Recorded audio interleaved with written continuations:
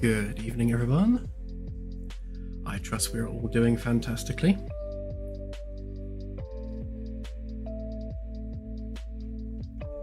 Just sorting out all the bits and pieces as usual.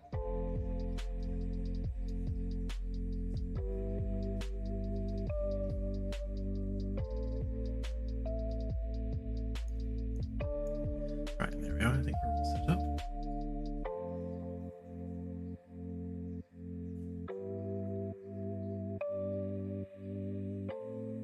Haha. Thank you, Zenevant. No, I didn't.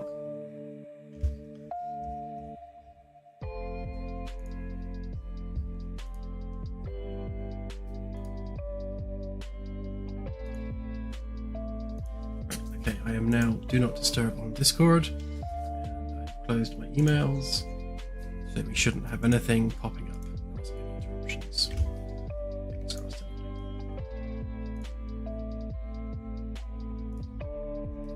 Right, so what have I been up to since the last stream? Well, lots of different things actually.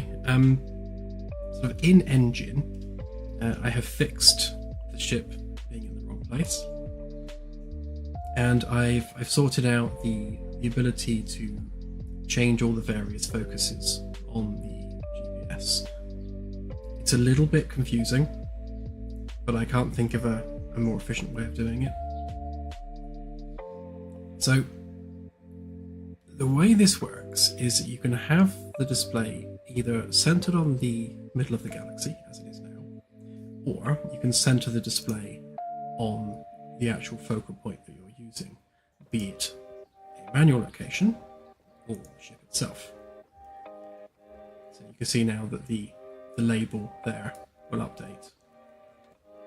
And the other thing I did is I got rid of the zoom when you hold down E, because I found it really quite annoying when I'd try and sort of get everything on screen at once, press E, and then it would zoom in and I can't see half the stuff over here. So I think the way we'll go with this functionality moving forward is that by default, just holding E will just release the mouse and let you click buttons. If you want to actually zoom in on what you're clicking on, if you hold down the right mouse button and press E, then it will allow you to use the zoomed in mode. The only bug with that is that when you release E, you're now zoomed in and you just have to sort of tap the right mouse button to zoom out again. I can probably fix that.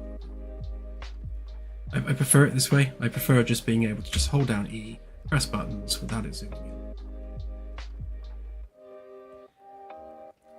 The good thing about this is you can line up a display and then have it all on screen while you're interacting with it.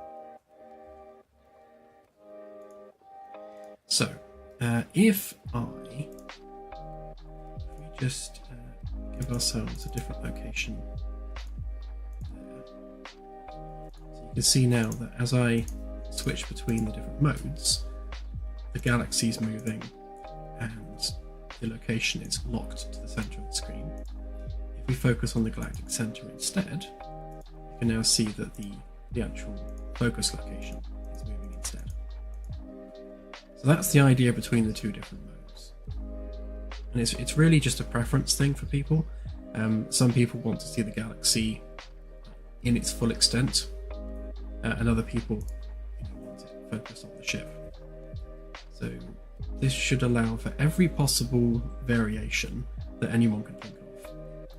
The only thing that it doesn't do yet, it doesn't move the holo display. So there's just that one thing to fix, and then I think that is pretty much it for all the functionality on the GPS panel. The buttons now properly go inactive when you're on that mode.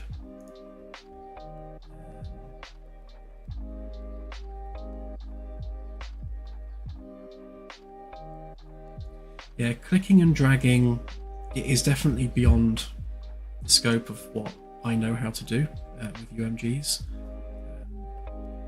I don't even know if it's possible within UMGs to do click and drag. It's something I'll have to look into, but certainly not yet. I think this will do for now, and then we can look at that sort of thing in the future.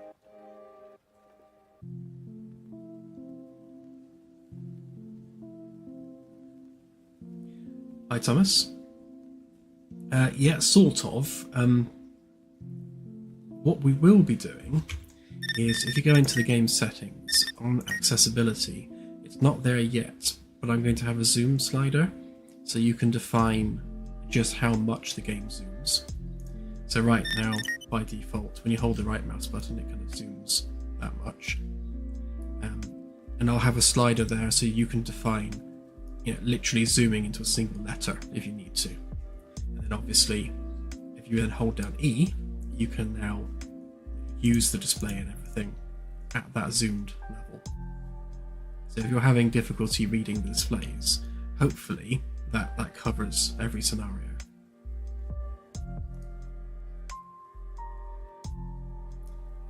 Yeah, so mostly it's just been bug fixing in that regard. The other thing I've been working on, which you can't really see very well here, but if I just select that, I've been using the holo display just to run some tests. I've been working with a couple of our helpers on Discord, and they've been generating some galactic data. Right now we have a test file that has a 200 light year radius, and we have all the data from that. So if we go into here, for example, so this is our 200 light year radius database, and we'll be pushing that out to 2000 light years. It's a SQLite database, so it's just SQL data. All I'm doing right now is just dumping this to the log. So if I click that button, nothing has happened, but if you go to the log, you should see that it's now spat out loads of stellar data. So you can see this is all coming from Gaia, and there was another, I think, 2MASS as well. There's a few different data sources we're using for this. It's really frustrating that the data is so patchy, even in Gaia DR3, and there are so many holes in the data. It's just really, really frustrating. So getting all the data for any individual star means querying lots of different databases and kind of combining that data together, and then in some cases calculating that data off of other bits of data. So it's not as straightforward as just, here's all the data, copy it into a database we can use, and off we run with it. It's just not that simple, sadly. If I pull up, not that one,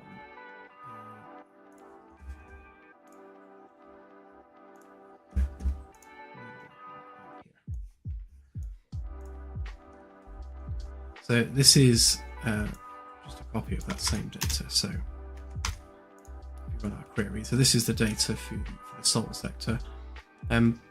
The Z height is wrong at the moment, so we need to do something about that. This should be reading around about 55 light years for Sol, which means that Sol will no longer be directly in the middle of the sector like it is now. It'll be actually, where it is in real life relative to galactic plane. And you can see that if we look down through all the different sectors, we have a table per sector, and obviously all the rows for each star. Some of the sectors don't have much in them at all, like this one's only got 13 stars. And again, that'll be because the data is patchy, and if we can't at the very least get the Kelvin temperature, then there's not a lot else we can do with that star. So for any star where the Kelvin temperature isn't in the data, or we cannot calculate it from something like luminosity, then again, we're just cutting that star out of the data completely.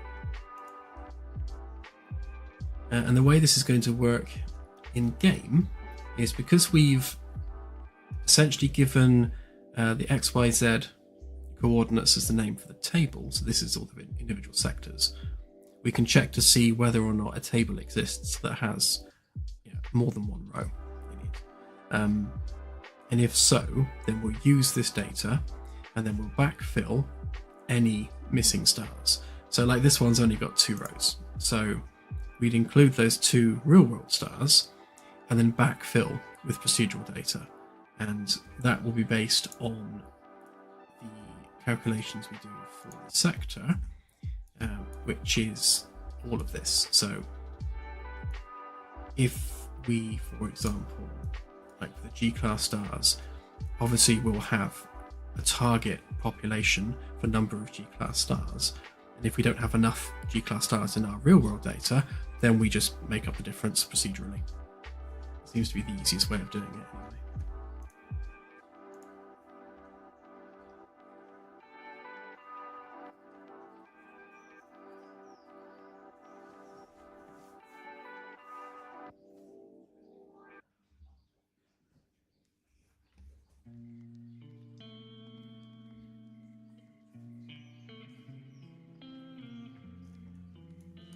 Yeah, all we can say, regarding is this over ambitious or not, is just keep watching the weekly streams, keep checking out the demos.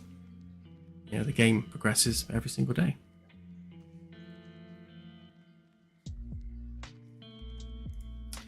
Right, so what are we doing this evening? I think if we solve that one final issue on UI here, then we can go about generating more deep set data for the galactic civilizations. So I don't need that test function anymore, that can go away.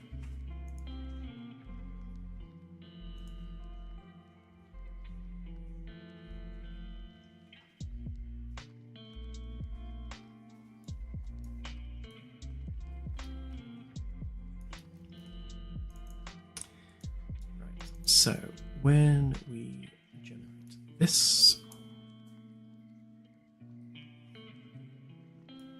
I've sanitized a lot of this code now, so it's a lot more well commented and laid out. So, as per usual, when you're prototyping things, it gets a bit messy.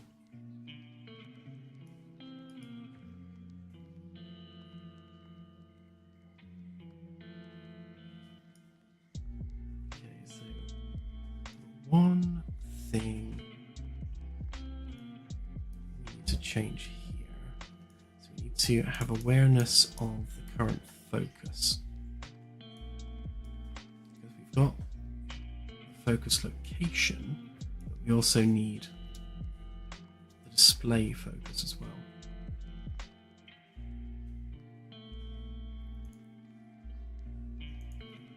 This is where I get myself confused, because I was trying to think of some better wording to describe what this actually is doing. So I didn't want to use the word target, because using the word target in here kind of confuses the fact that we're physically targeting stars when we want to scan them. This is more the focal point of the sensors, so this is the center point of the radius of what the sensors are looking at. But then we also have our display focus, and it's kind of using the word focus twice, which is where it gets a bit confusing, because this is more, what are things relative to, alignment-wise or display-wise? I suppose display alignment? I don't know. I'll leave it like that for now, but if people get confused by the 2 different types of focus, then we can reword something somewhere to try and make it more sensible. There are only so many words that exist in the English language.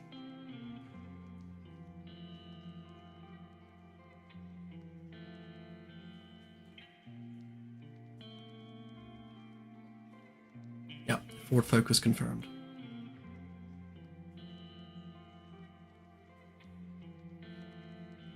Funny if you could drive one round on the surface. Like a vintage car. Right, so this focus specifically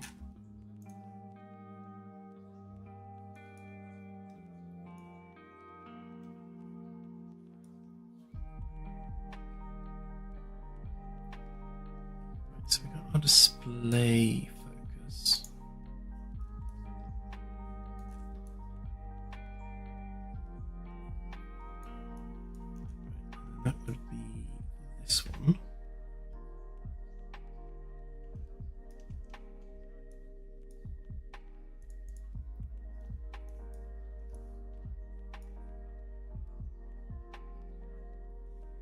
So I guess really we need an additional couple of entries on this struct. Because we're broadcasting that data out anyway.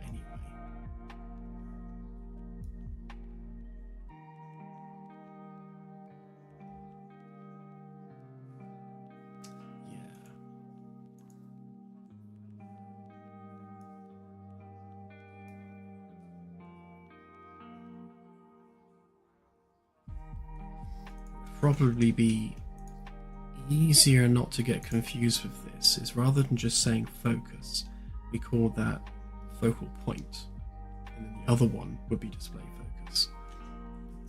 Let's go and have a look at that struct.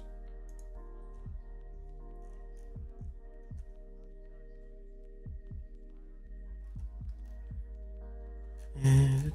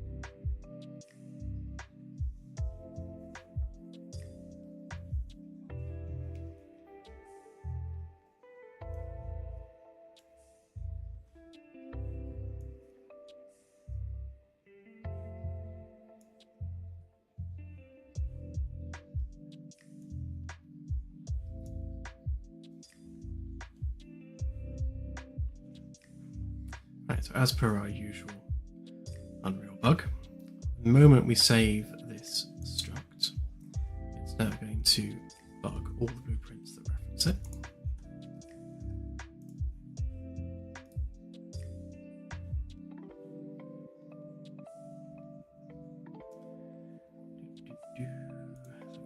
Right, so what we're looking at. That's all right, it's only those three, it's not going to cause too much hassle.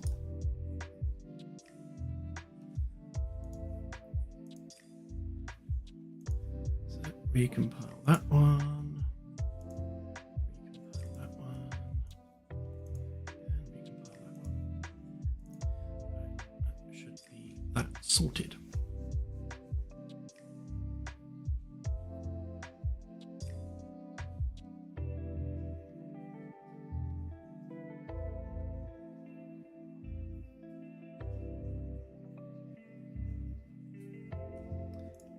Yeah, just catching up with the chat. Yeah, I mean, it's fair to say that a solo developer project is obviously going to take longer than an established studio. That just goes without saying. And obviously, 350 odd grand isn't a lot of money when it comes to employing people, but you can still get a lot done with that.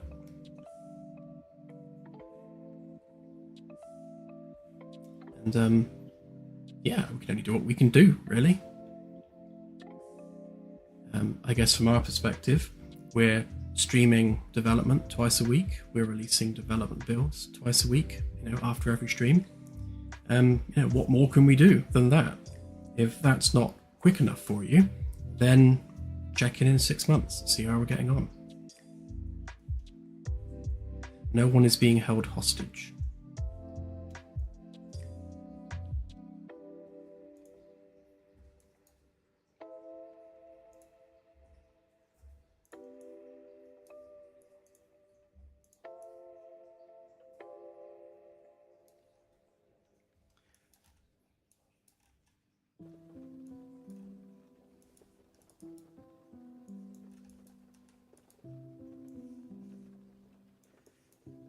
Yeah, you can if you want to. That's the beauty of having freedom of choice.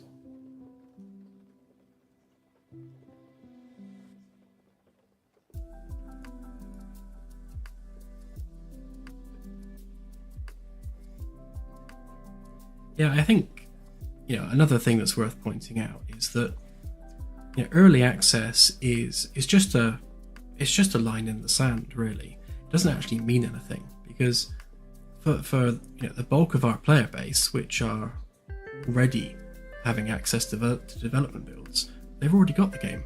So no one is having to wait until early access to get the game. And we'll be updating the demo periodically between now and this early access in air quotes. So it's not like anyone's waiting for the game to come out. It's technically already available. Obviously it's very much unfinished, but it is available. Yeah, this is early access. So yeah, I think that's just an important point. People already have the game. It's already there. It's already playable. It's just unfinished.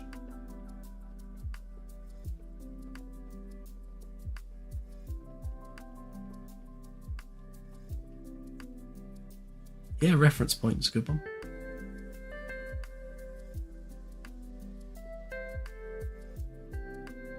Oh, it's a good question. I guess it's not really about defending ourselves against anyone. It's more about just clarity. When you're making a public project like we are, especially being in open development as much as we are, you're going to attract comment, you're going to attract criticism, you're going to attract opinion from people. And we welcome that as a studio. If someone wants to call us out on something, then feel free, because we're not hiding behind anything here. We're completely all cards on the table. This is what we're doing. Literally watch me making the game. As I said, we can't be any more open than we already are. So it's fine. People are quite welcome to criticize what we're doing, and all we can do from our perspective is just explain, well, this is how we're doing it. If that's not quick enough for you, then, well, I'm sorry, we can't really do anything about that. We can only do it as quick as we can do it, and we can only take people on board as and when we find suitable employees, which, for the record, is really hard. You'd think that being able to take people on and bring more people on board and just set up a solid team of developers, you think that would be just as simple as throwing money at the problem, and it's really not. It's not that simple.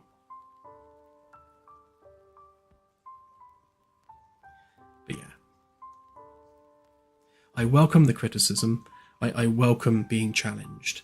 We're certainly not adverse to that. And if you don't like the answer that we give, then I'm afraid there's nothing more we can do, is there? That's true. Yeah, we've got Scotty on board now, who's doing a great job at keeping an eye on the QA side of things. And that's nice, because we've got Scotty looking after the QA, it means we don't even have to think about it, which is a nice position to be in. So, the ticketing system and everything there, Scotty just manages that, and I no longer had to think about it. So, the more people we bring on board, taking care of individual aspects of the project, the less I personally have to think about, which means I can focus on the big things that I want to focus on, like the galaxy and like the ship design and all that sort of stuff.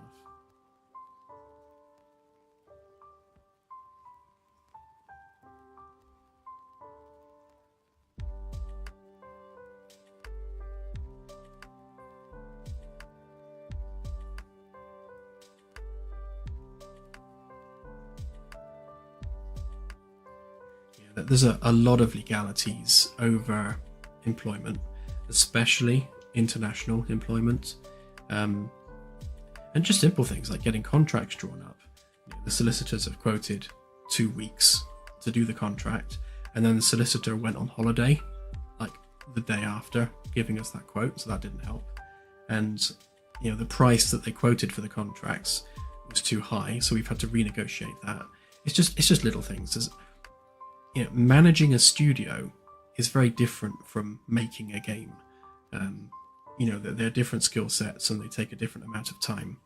And there are some days where I spend the bulk of my time just doing studio management tasks and not being able to do the fun stuff in engine. But that's just the reality of the situation when you try and build a studio up.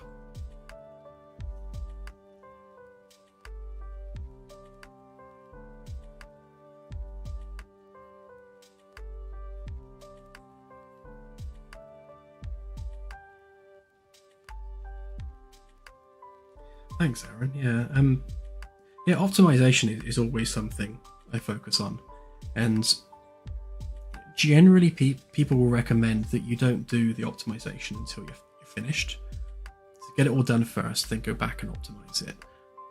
I generally don't like working that way. I kind of fix as I go, which also doesn't help with the speed of things, because I'll do some code, I'll build a system, and then I'll just go back and optimize it before moving on to the next. I prefer it that way, because then you don't have a mountain of optimization to deal with at the end.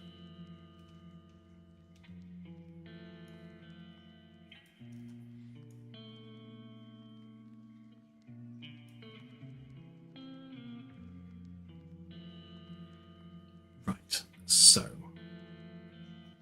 need to get my head around this now. So we've got two options here. Oops, helps if I can spell.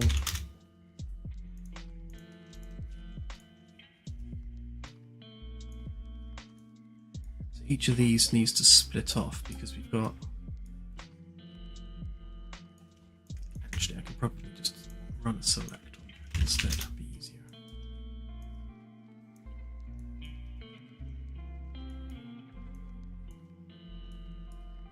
So it's going to be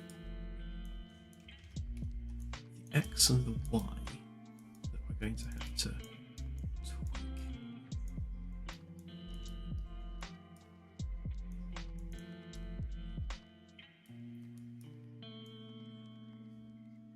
Right, so if we're option 0, use that one. Otherwise, 0.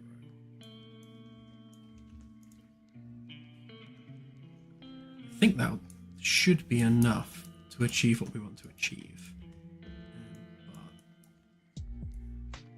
you never know. So, again, so I put the X and the Y into there. We've got the X, and the X, and then the Y. Y.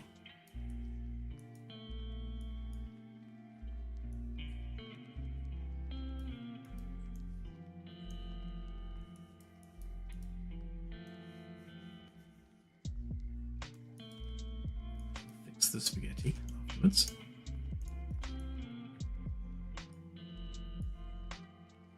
So basically what we're saying is that if you're aligned to the galaxy, then just position everything in 0, otherwise use the offset that we're calculating from our coordinates. So there's a 50-50 chance that I got that the wrong way around, so let's find out.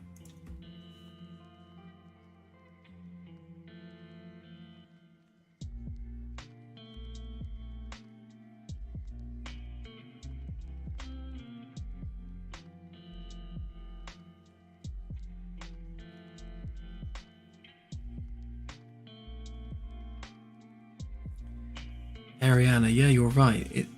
This for me isn't a job. This isn't a career choice or anything like that. This is something that started off as a hobby and continues to be a hobby.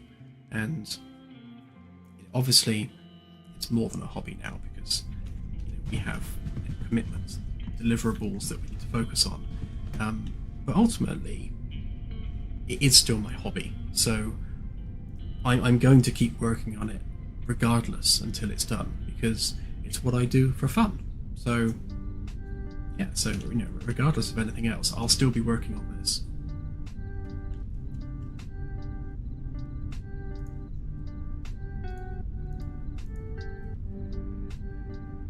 Okay, so far so good.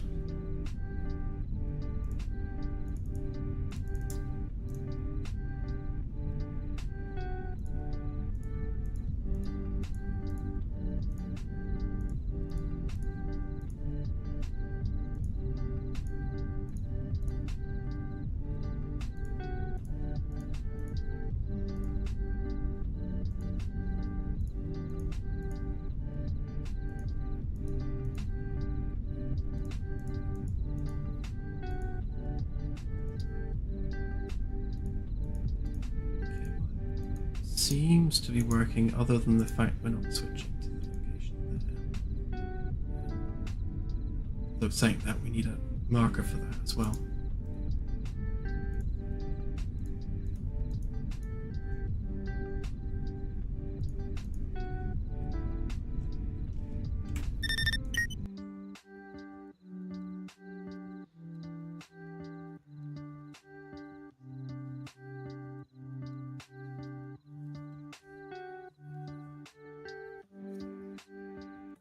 Stephen, how are you managing to filter all the constant stream of new ideas?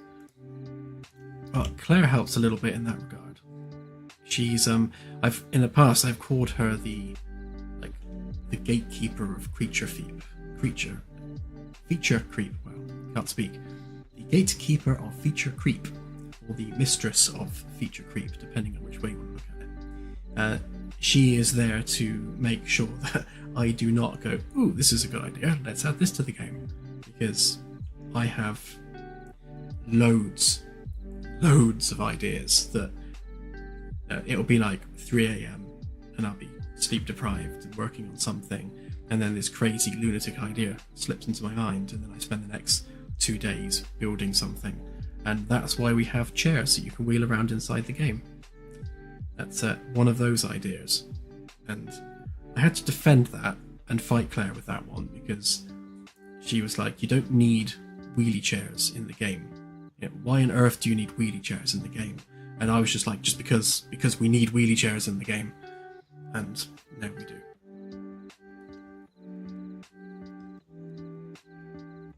But that aside, we do have a fairly set kind of roadmap, what we want to do, and a feature list of things we want to include in the game.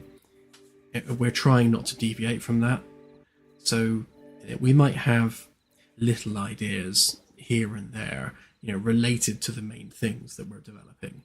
But those main feature points are still the same as they've been since day one. We haven't added any new major systems to the game. I suppose other than perhaps planetary landings, but then that was something I always planned on doing at some point. It's just thanks to Kickstarter we're doing it sooner than I planned. But with everything else, we're not doing anything that we weren't already planning to do.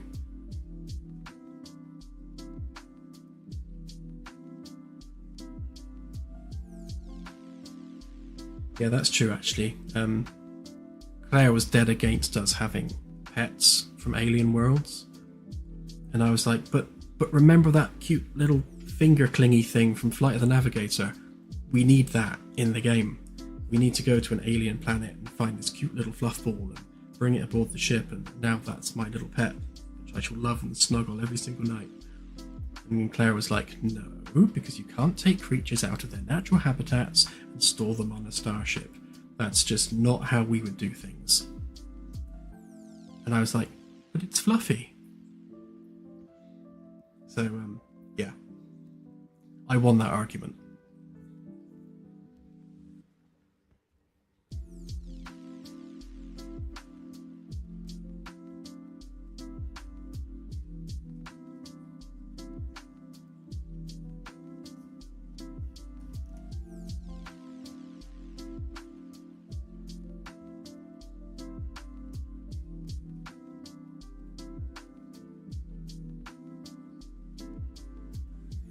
Nick MG, yes, this is my full-time job now. Has been for about a year or so, 2 years maybe. I've lost track now. We were fortunate enough that moving into this, I was already mortgage free, so we didn't have a lot in the way of outgoings at the time, which enabled me to do this as a job.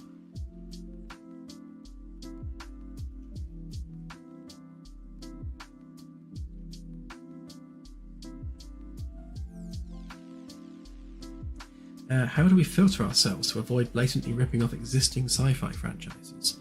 Well, I think the threat of lawsuits helps, but that aside, we're really keen to create something which is ours. We don't want to rip off other franchises because we want to create something unique and special that we can call our own. Like, we made that came from our collective minds. That doesn't mean to say that we don't want to reference things, because I think it's nice to have a xenomorph egg like on a planet somewhere, because that's just a really nice reference to make. But yeah, content wise, we want it all to be ours.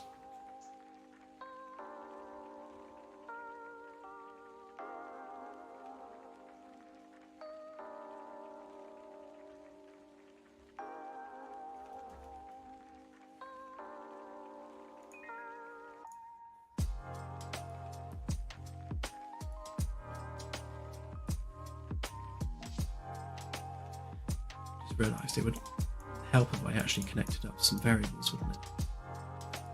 That's what happens when I'm talking rather than typing.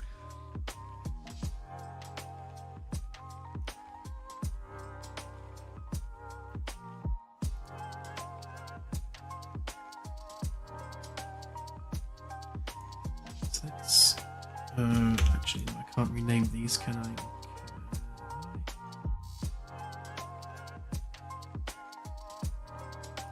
If these are rep notified,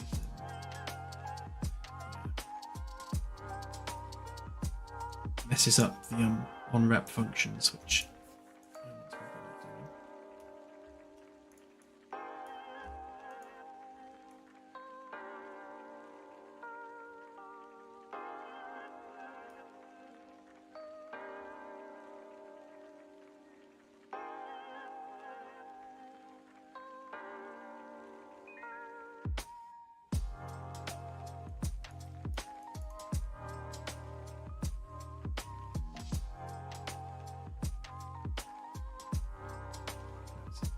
that one is very badly named. I think that's a hangover from when I first set it all up, because these guys are going to be similar.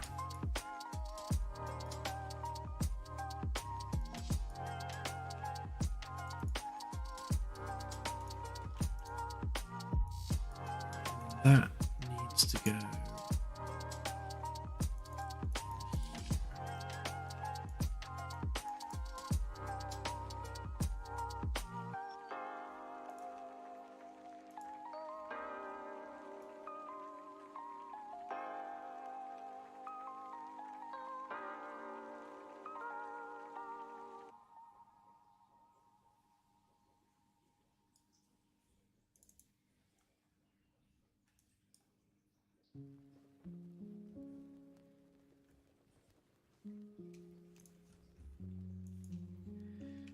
Let's try this and see whether the theory of renaming the rep notify function actually works.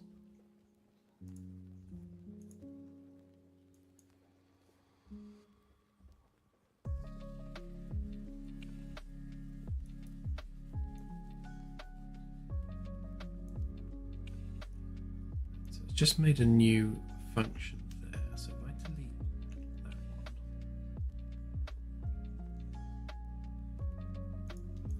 rename that one.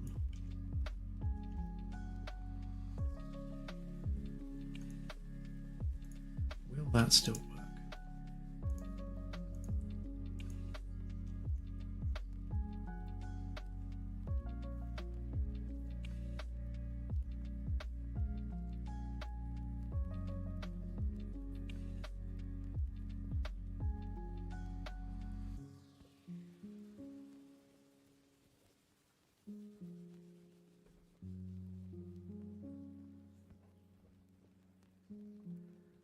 Have a good one, Jim.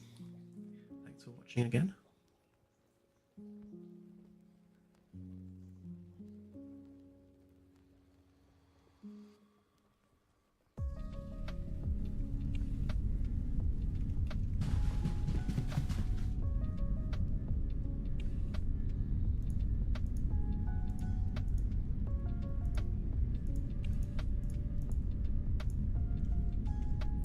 Okay, that's good then. That does work.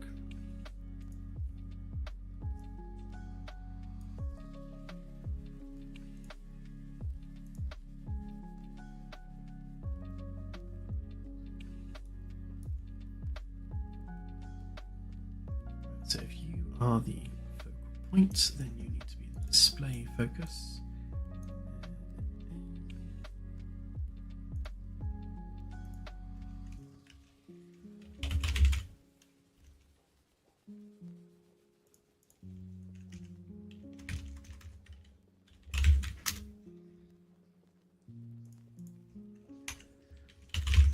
This is a good lesson in naming things properly.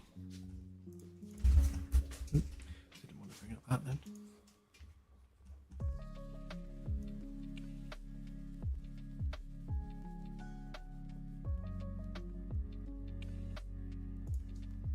Okay, Claire just came in and randomly hugged me, and I don't know why.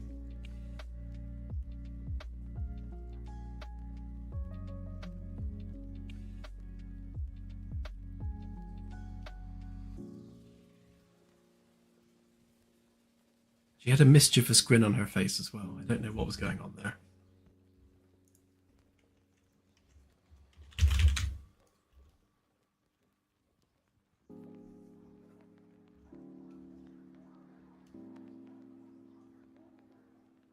Yeah, very true. I'll never turn down a hug.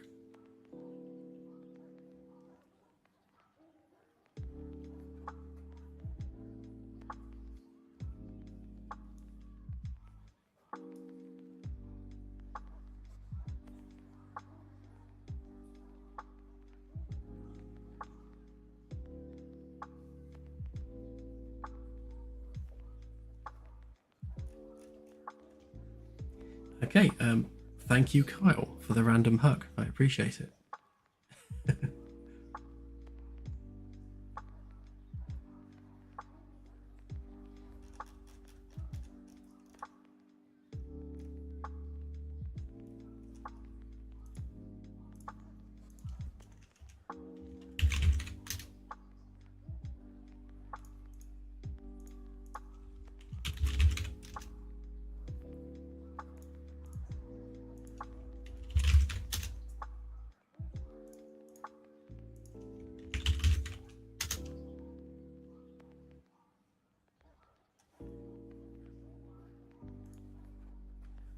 Am I about to break this? Let's find out.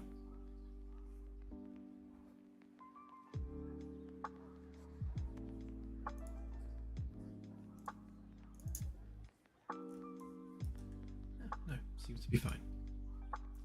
Huzzah.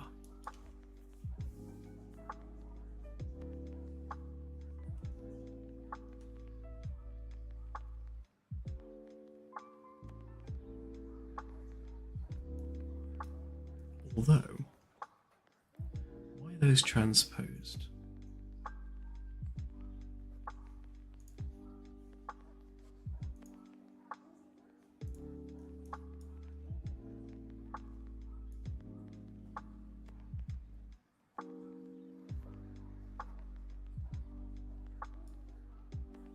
So we're doing that, which goes through here and it does this. So we've got display focus. Okay, then our focal point. Yep, that's all good.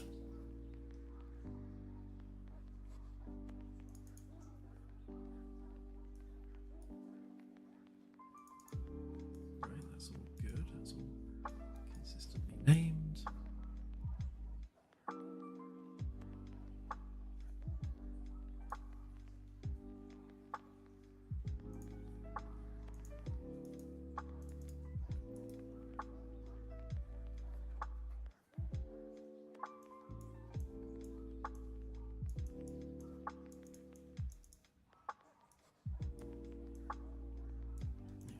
the holo display has probably been using the wrong variable in the right way. Right, so they're aligned.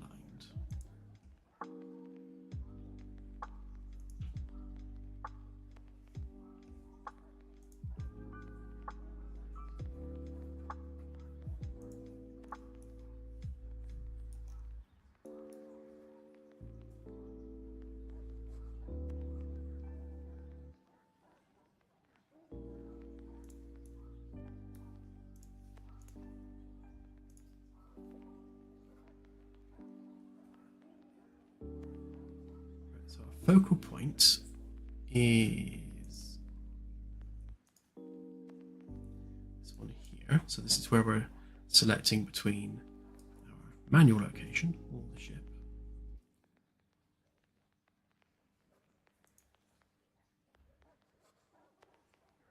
Right. Yeah, so what I've been doing is I've been using the wrong data for that.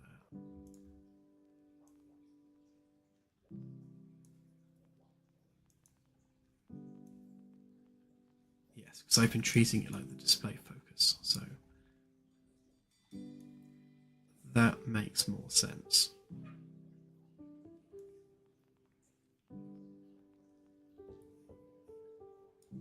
So what we actually need on here is another little indicator for the current target.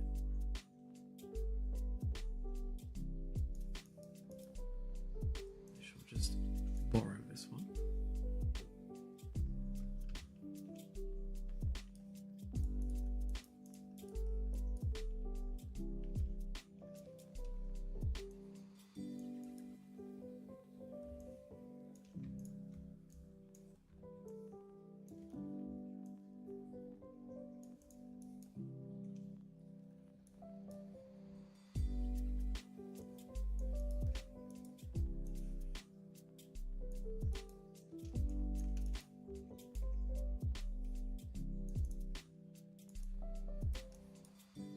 Yeah, people are definitely expensive, and good people are even more expensive. It's very much a fact of life.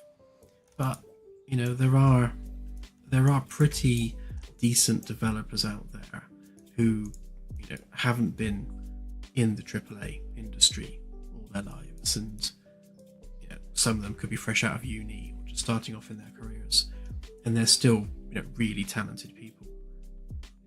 And we can bring them on board at the beginning of their career rather than at the end. Plus, there are jobs that we can contract out.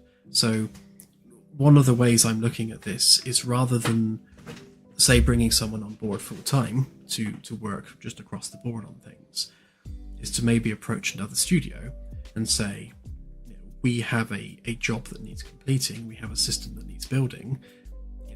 Give us a quote for completing that piece of work, or that could just be a contractor. We'll have that, you know, certainly with our website and all the things that need doing for that, because the website itself is going to be supporting the game on its back end.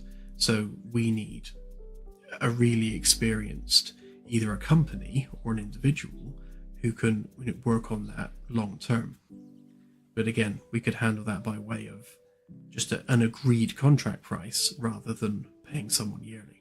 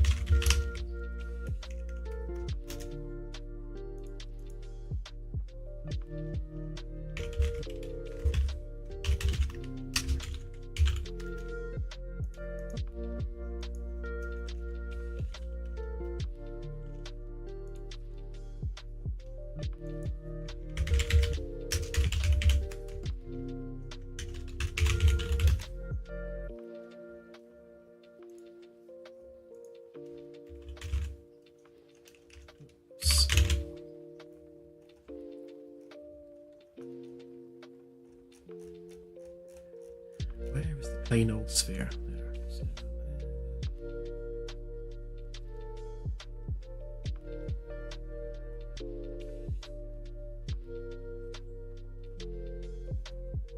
there we go.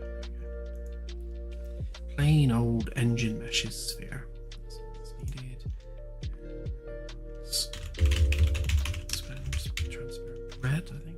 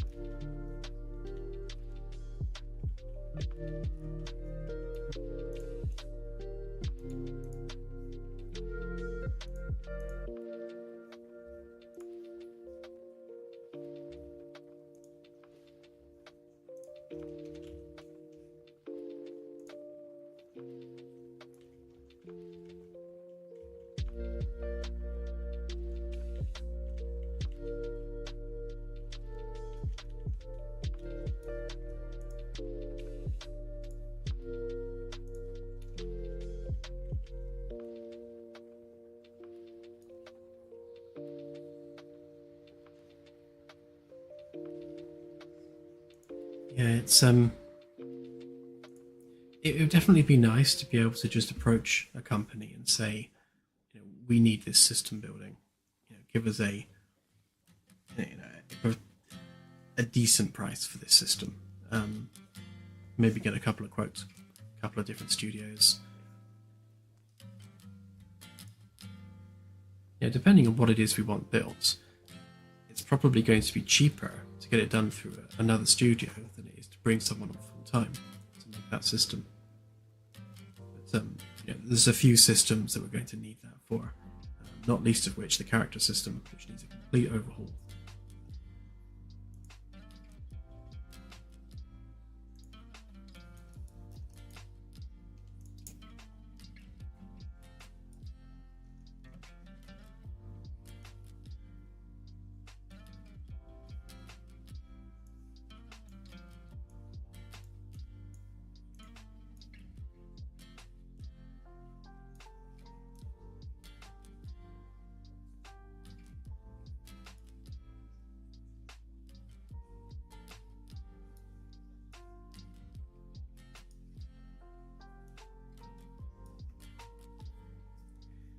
So this just makes sure that those things are all hidden.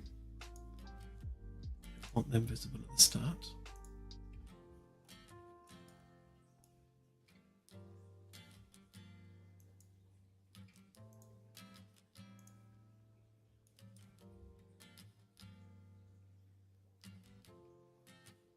Okay, so those ones, we don't want them visible yet.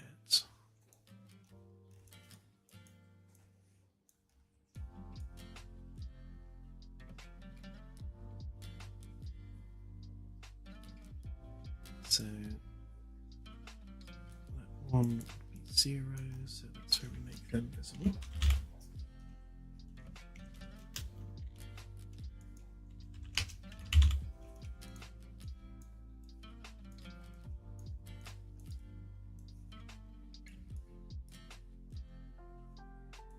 And then these ones need to be invisible.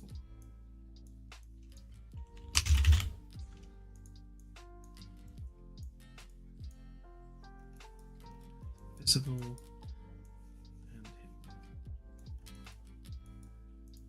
Okay.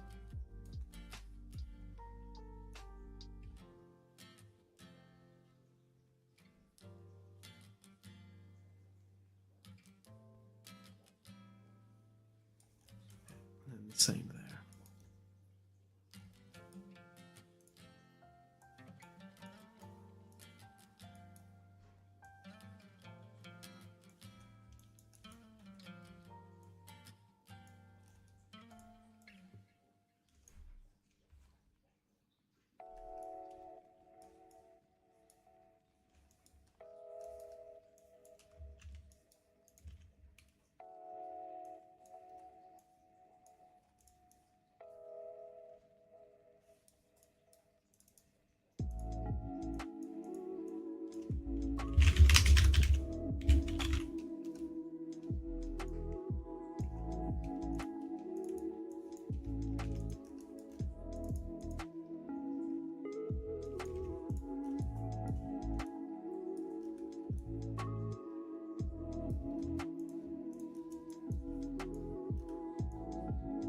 know what? I've changed my mind. I'll do that bit first.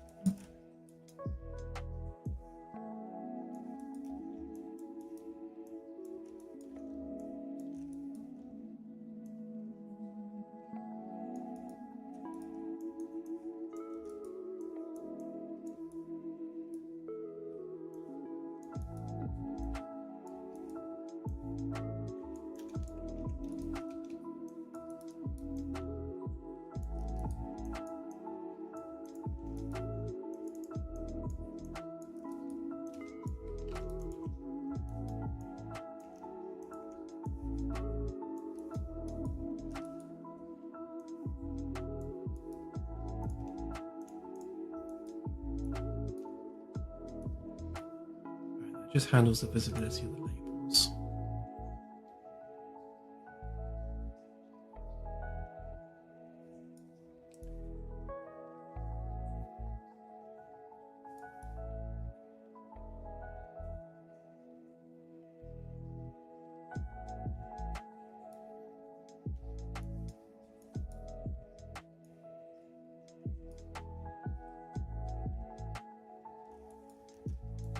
Now comes the complicated bit.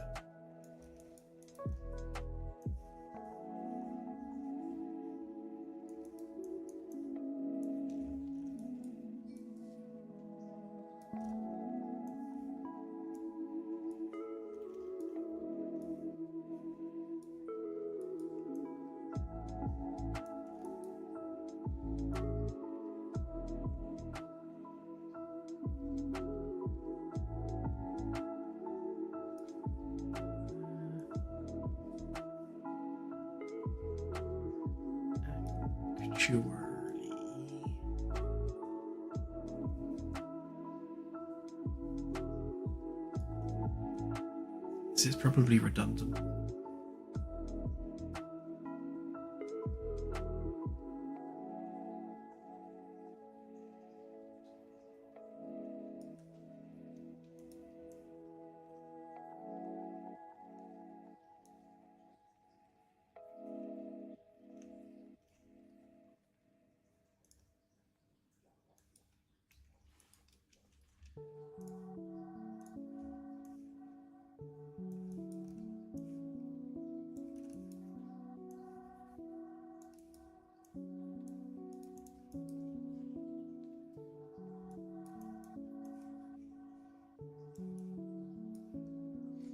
Right, so if the focal point is option 0, which is the location of the ship, then we are setting that. Yeah, that should be the other way around. So 0 should be 0, which is confusing in itself.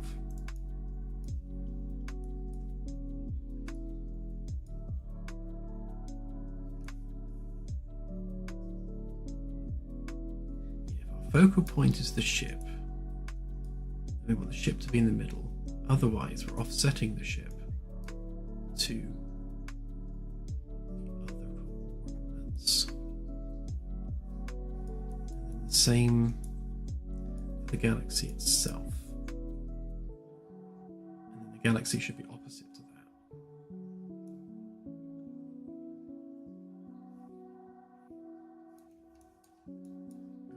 Do the same with this one. Here.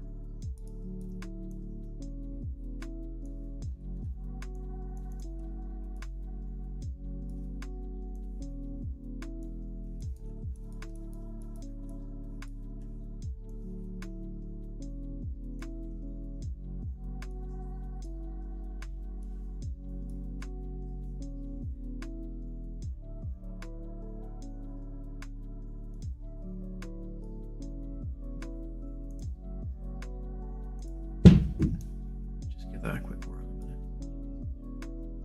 Get rid of that, because that's just going to confuse things.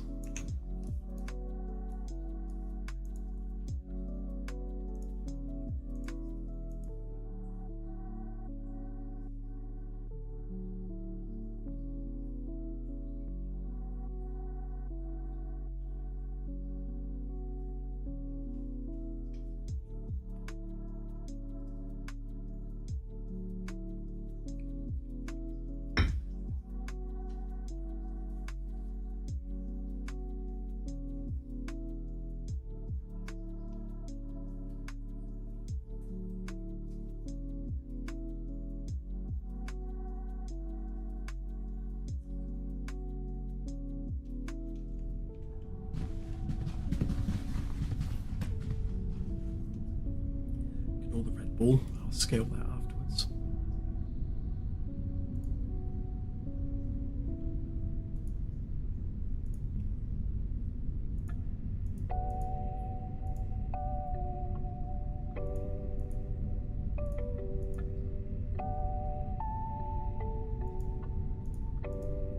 So that's working.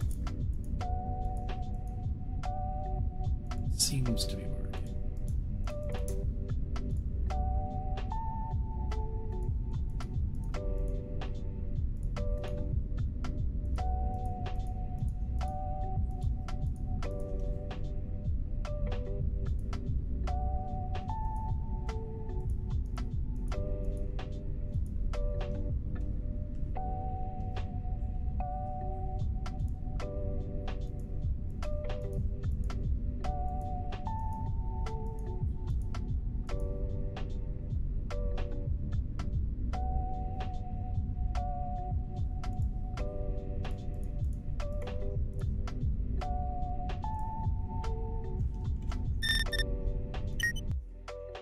So it's using the display focus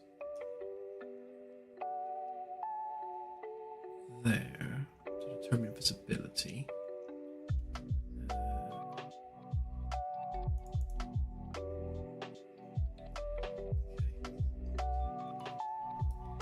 Right, hang on a minute.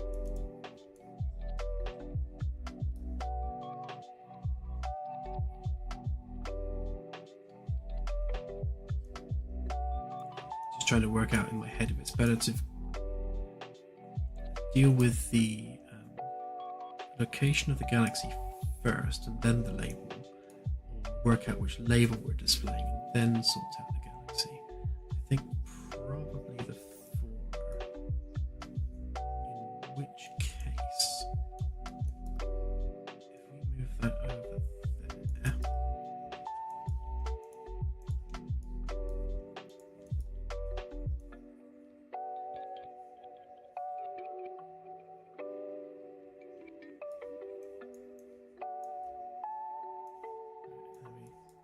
stick these over here a minute.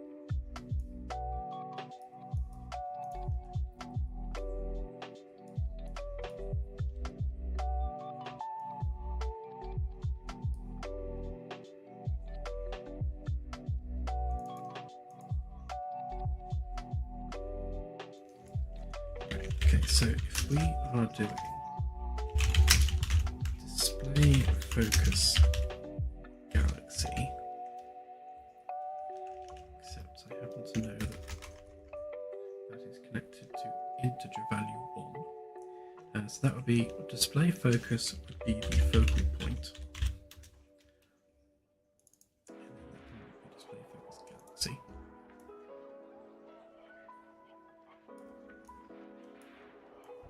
Right, so if we are using the galaxy as our focus, our display focus, then the galaxy must be in the middle.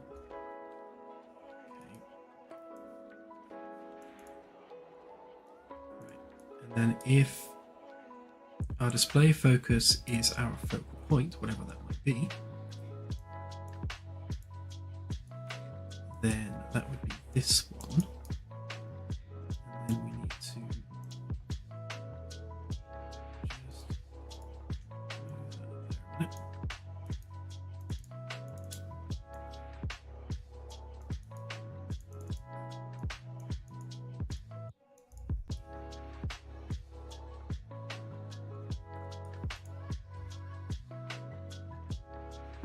Right, so we're going to focus on. So we need to actually know what the other coordinates are. Right, because that needs to be a select. And then that needs to go in there. That needs to go in there.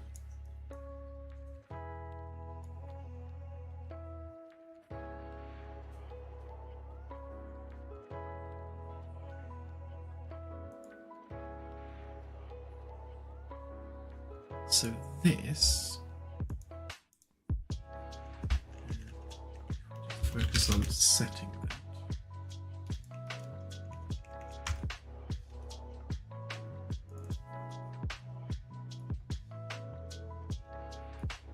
Right, because that is the ship coordinates.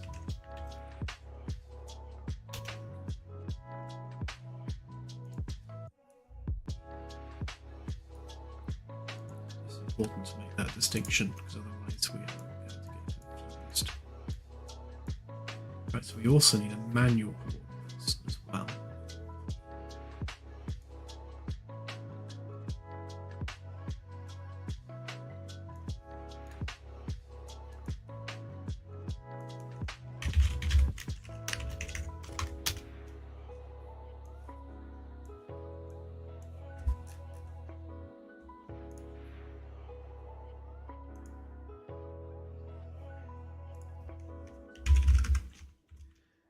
So if I just set this to a manual value for now,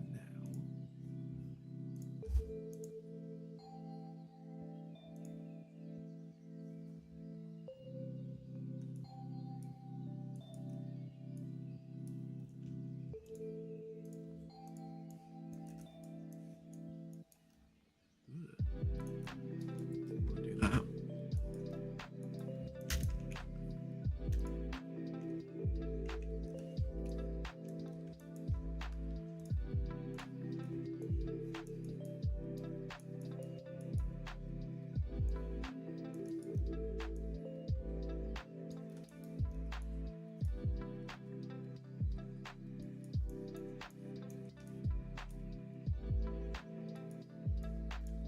So we're going to select on this as well. What we're going to do here is we're going to decide whether or not it's visible based on this. So if it's 0, the ship should be visible, otherwise hidden.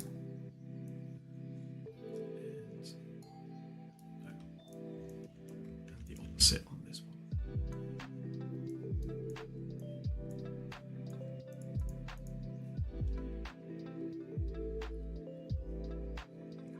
Should sort that out. We can manage that before anything else. Scoot that out of the way. Right in there.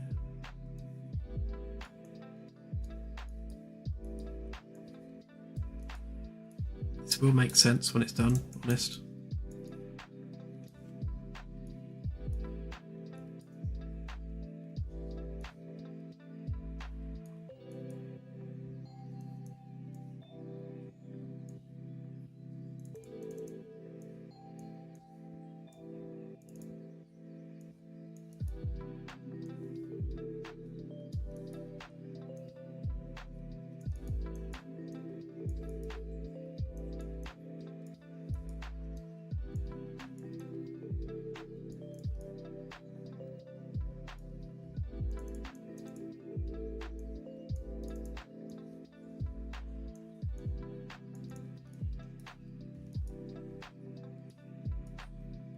Right, so if our focal point is the ship, we view the ship, and then we hide that.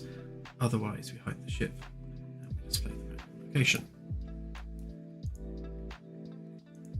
Okay, so that should be that. And then we set the coordinates of Galaxy, depending on whether or not we are focusing on the focal point or not. So So if the display focus is the galaxy, we just set the galaxy in the middle. Jobs are good. And then if the display focus is one of these two things, either the ship or the manual coordinates, then we use that to position the galaxy. Which means we probably don't actually need that. Oops. That was a -1 on there, wasn't it? Yeah. So we probably don't need that. Okay. And then we need to set the position of these things individually.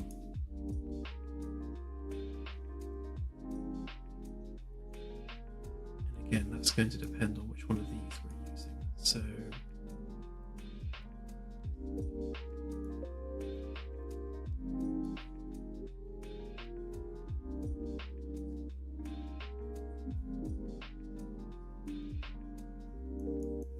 So if we're going to have to carry this all the way through here, just to be a pain.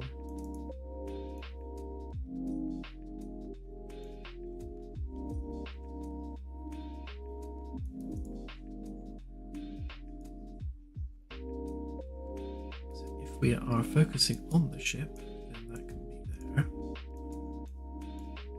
Otherwise, set it to the middle. No, the way around actually. No, that was right the first time. Yeah, because if the ship is the focus, it needs to be in the middle.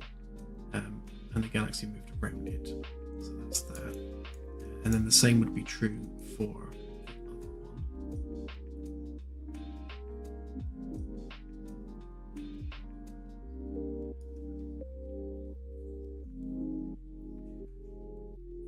Greetings to the new joiners. For anyone that's just joined, what I'm actually doing at the moment is I'm just polishing and refining the holo display output based on the god-awful complication GPS that I've made for myself. Let's just check that it's hiding that all properly. Right, you can be an awful lot smaller.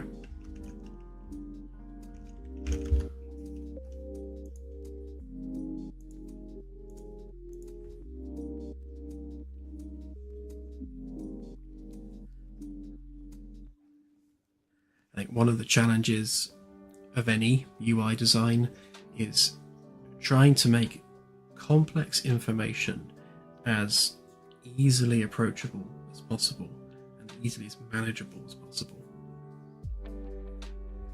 and as visually clear as possible.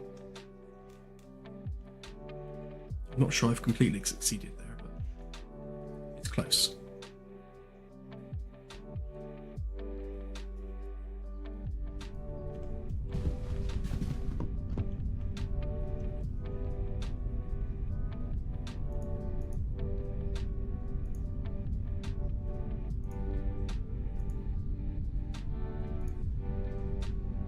So that's definitely working. So we go to our focal point, which is there, or the Galactic Center, which is there. That is working good. And then this should be displaying something over here. So, oh, hello up there. You're back up there again, are you? Right. Bring that back down in a minute.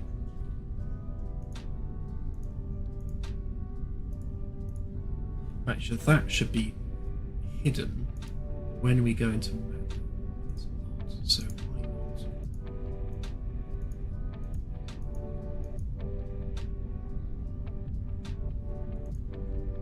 And the map should be moving as well, based on the new location. So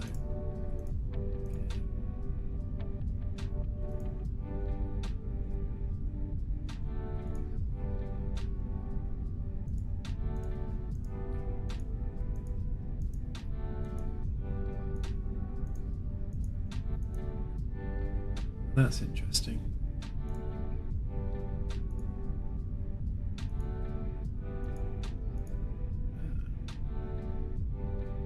It is moving to the new location. Right, do that. Okay, that is working. So, all right, it's just not updating when I update the button. So that's just something to sort out. Right. So we know that the ship is here. There. Okay, so that's doing that properly. Now, if we go to the manual location, which I set on the holo display, but not here, but it's over here somewhere, it is actually going across to that location. I think it should be on the other side, not that side, so I'll just invert that value. That's fine. It is making a little red ball visible, which is good.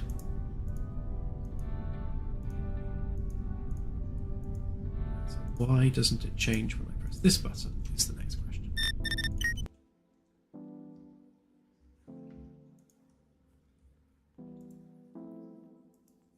It's almost working. So this function is not being called when we update the display focus.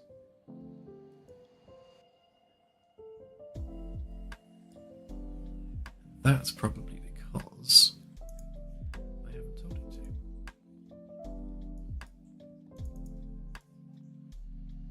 Yep. That's exactly what's happening. So what we need to do then is we need to take this and all of that, and then we need to dump that onto here.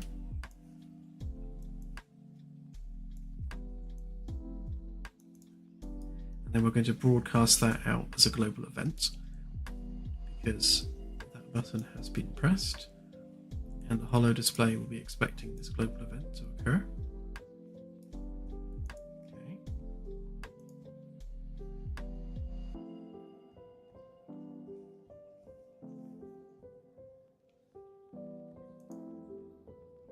I don't recall seeing the text label pop up though.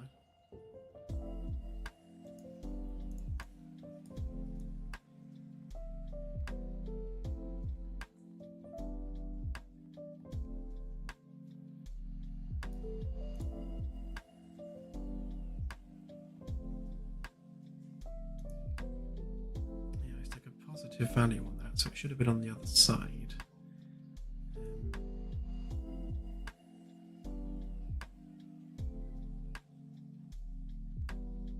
Can't invert. I have to do it on this side because that'll be wrong for this one otherwise.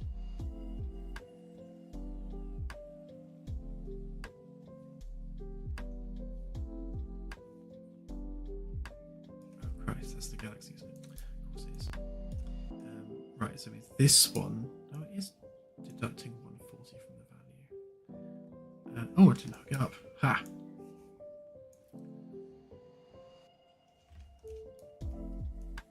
Slowly going mad.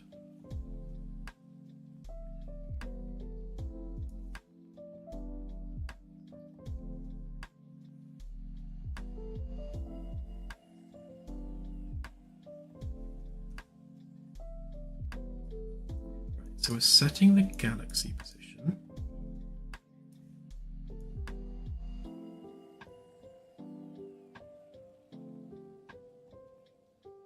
Which, to be honest, we could have just used a select statement of that to do that, but let's leave it there for now. And then we are setting ship position, ship logo and everything position. And then we also want to do that for the other one. So the manual location indicator and its text.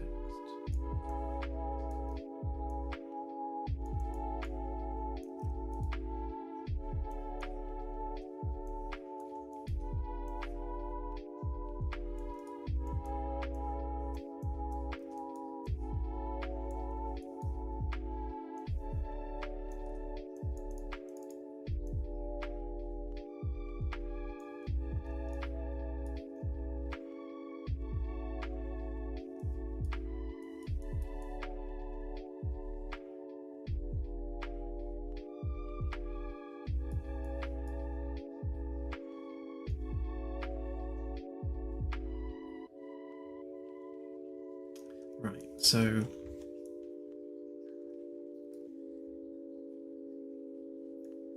on again. The confusing thing with this is because we've got 4 different options kind of all interconnected with each other rather than just 2.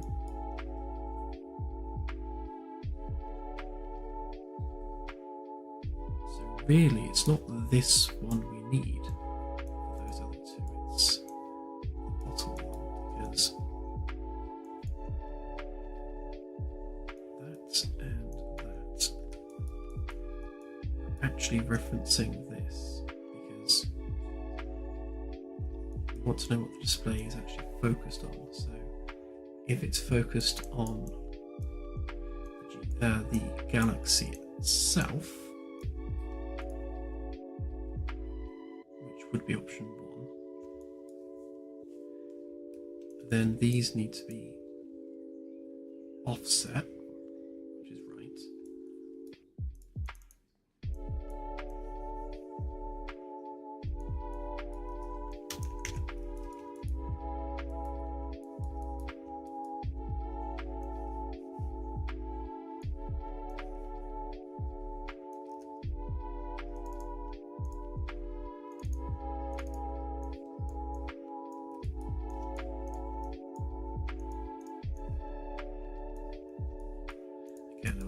I shall clean this up afterwards.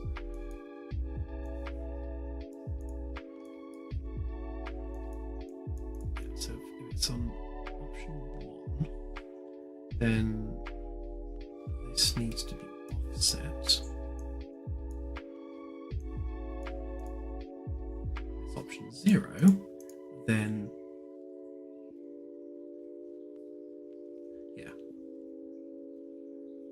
option 0 we put it in the middle. Option 1 we offset it based on its location. And then again we need to know. So that will be the ship coordinates, and this one is the manual ones. It's the manual coordinates.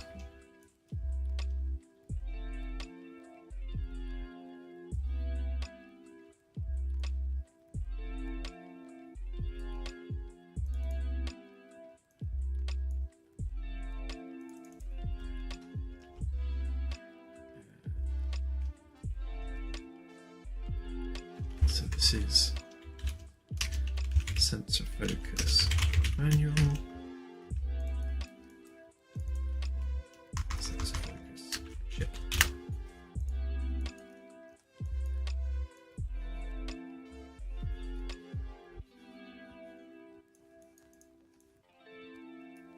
Right, this can definitely be rolled into this, so I'll combine those 2 together.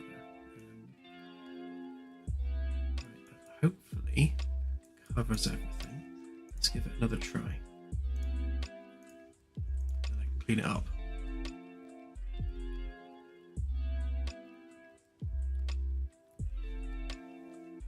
Yeah, so what I'm doing at the moment is, now that we've got the beginnings of our life calculations done for the galaxy, I really want to get the sensors like finished, polished, because they're one of the 2 blockers for the demo update. It's the sensors and the rest of the ship model. Once those things are done, the demo update can go out. So I just want to get the sensor part of that puzzle complete. So I'm just sort of going through the nitty-gritty bits and pieces now. Just making sure that all the individual buttons all work and they're all connected up, and it's all connected to the holo display properly.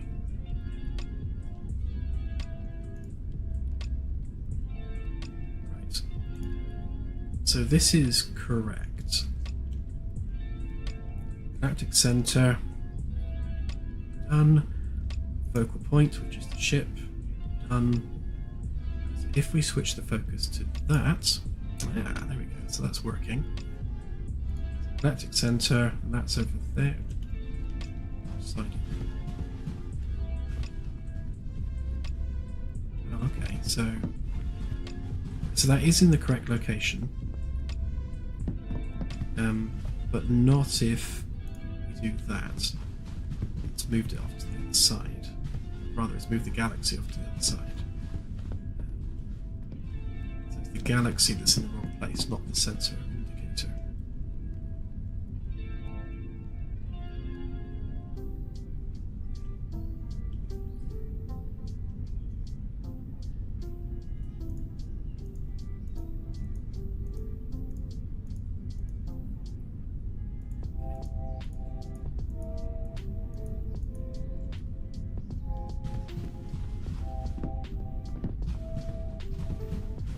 Oh, okay, the label's not rotating.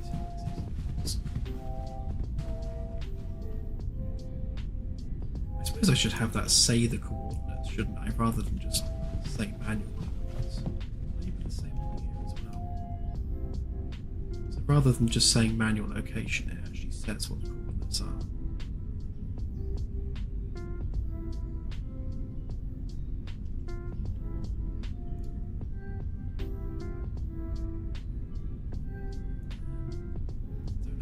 Because it really does sort of distinguish between which mode you're on.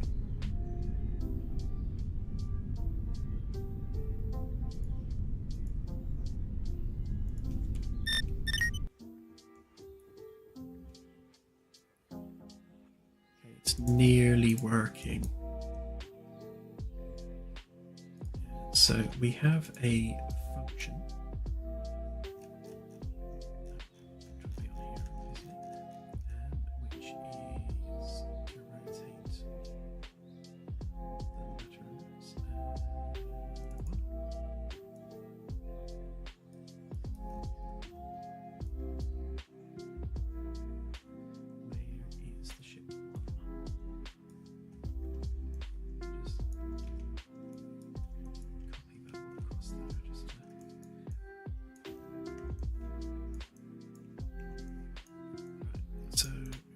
Instead of the ship name, we want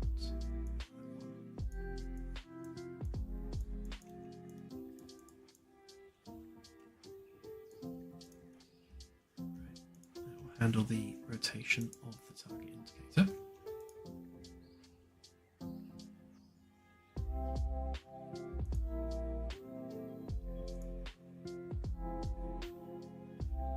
And the other thing, so when we're positioning this, right, this is where it's going to get slightly confusing, if you can believe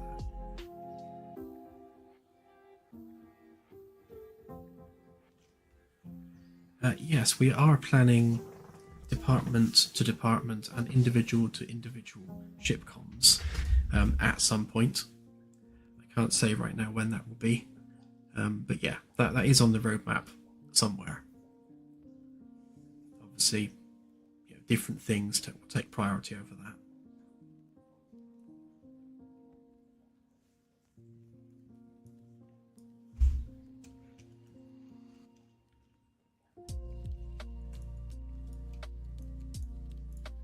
So, okay, so we need to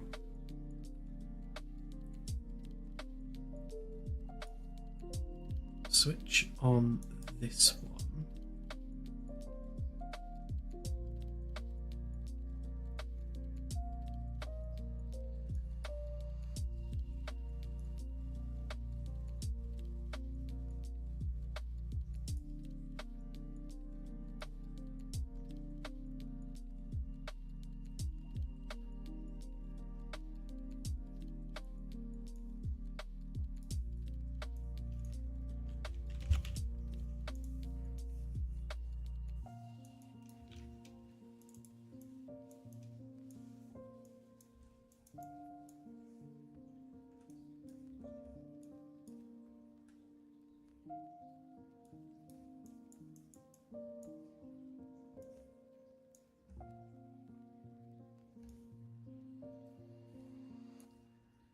So option 0 goes into there, which goes into there, and there.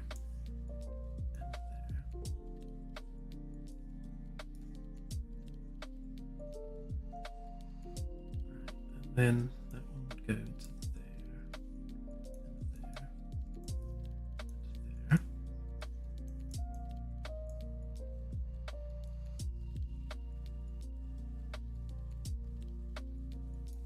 should remove the need for that needing to exist, which means that can just go straight into there.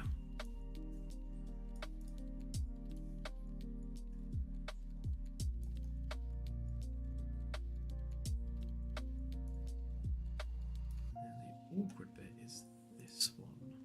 So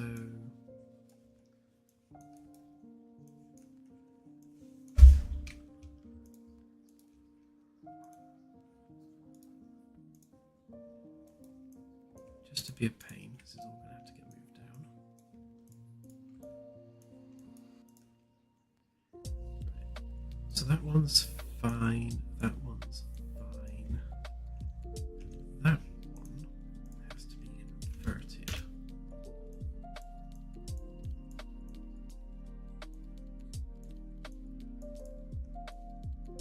Right, that should have it in the right place.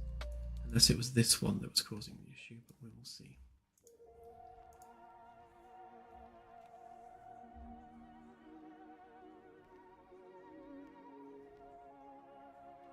I'm kind of suspicious now, because if it's going in the wrong direction for the manual coordinates, then surely it would be the same for the ship as well. But I will verify that in a moment.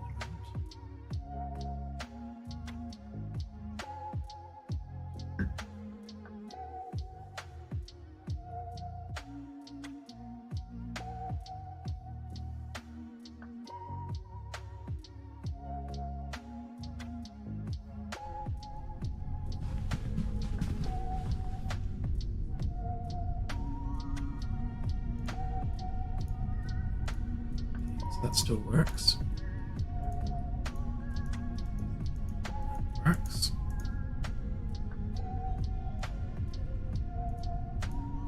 That works. Great, okay.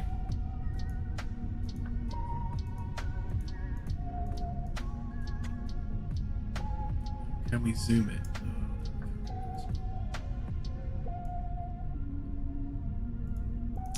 Although, that's fine because I haven't actually set the value yet, so that's to be expected. We do zoom in the right place there, and hopefully in the right place. Nope, not in the right place there.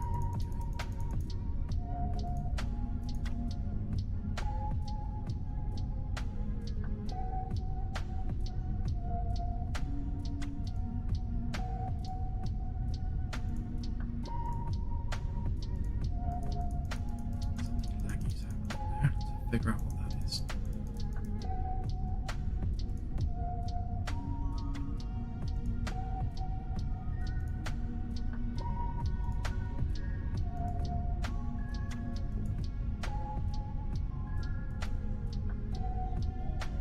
So if we're aligned to Galactic Center, we should zoom in on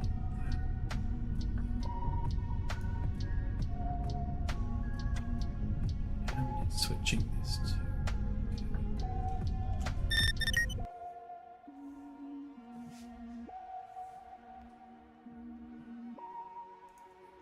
always something.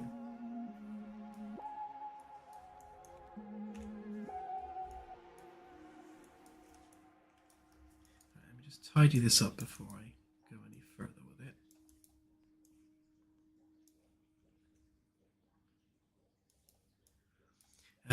That is because when we're generating the data for the actual sector itself, I've completely overhauled all the sector generation code.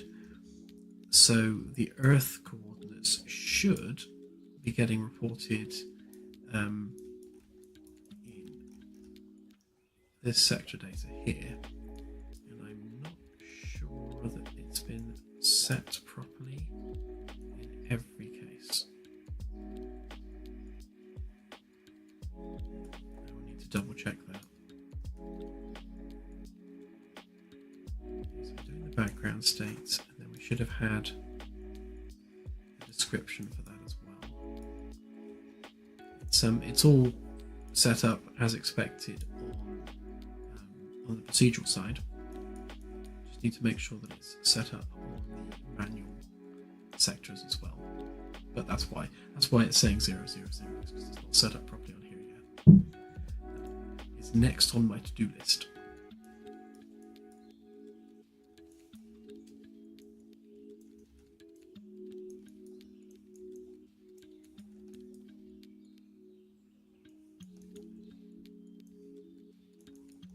So bear with me when I tidy all this up.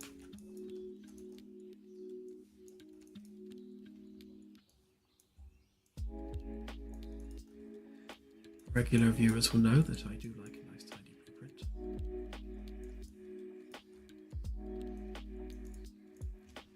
No, we didn't want to do that.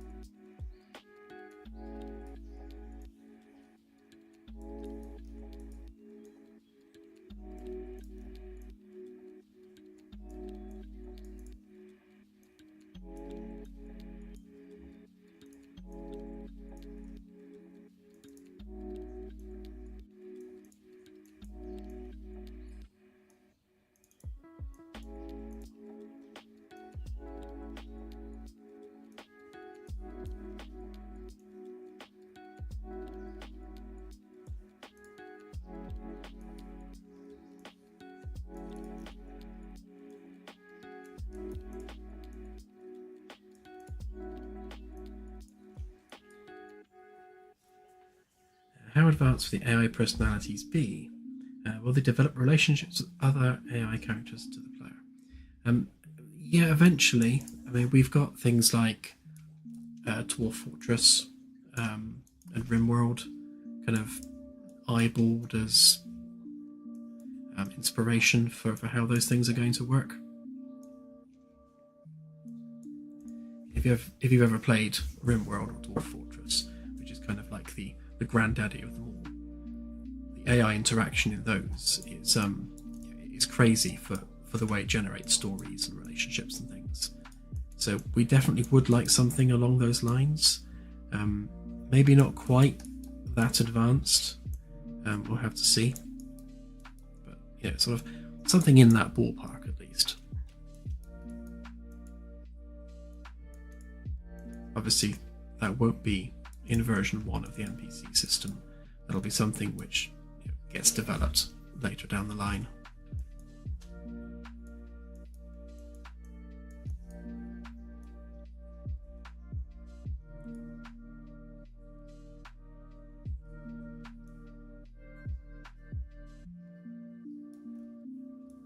Still not quite as clean as I'd like, but that will do for now.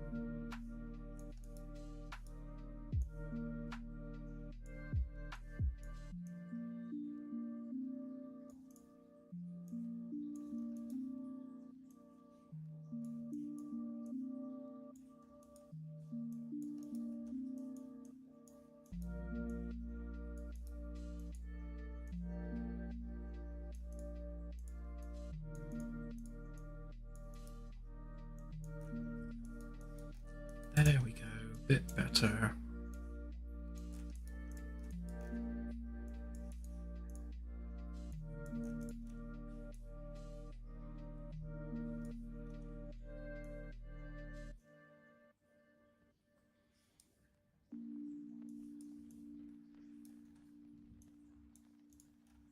so the next thing to handle with this is the zoom functionality, which was A, lagging, and B, not behaving properly.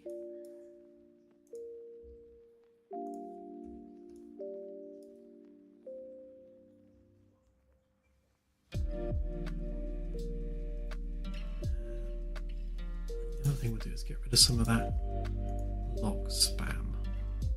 That can't be helped.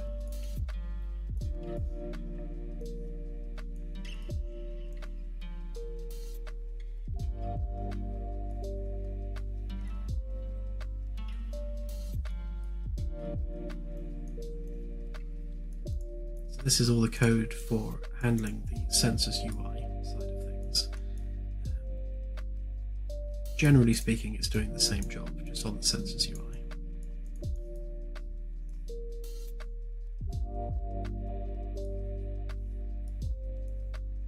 Shouldn't be anything there that's lag worthy.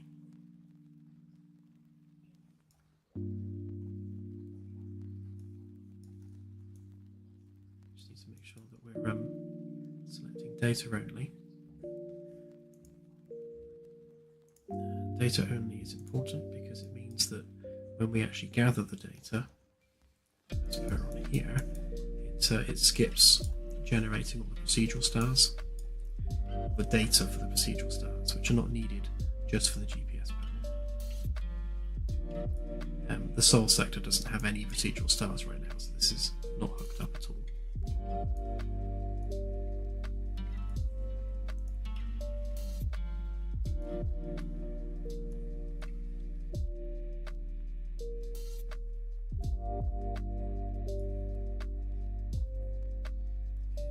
Type there.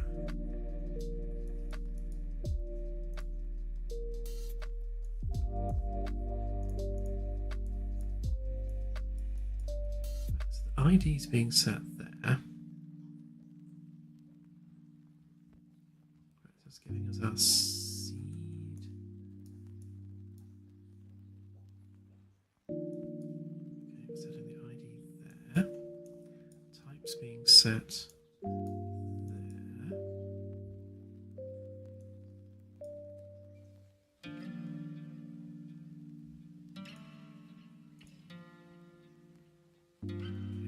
Population needs to be set from this.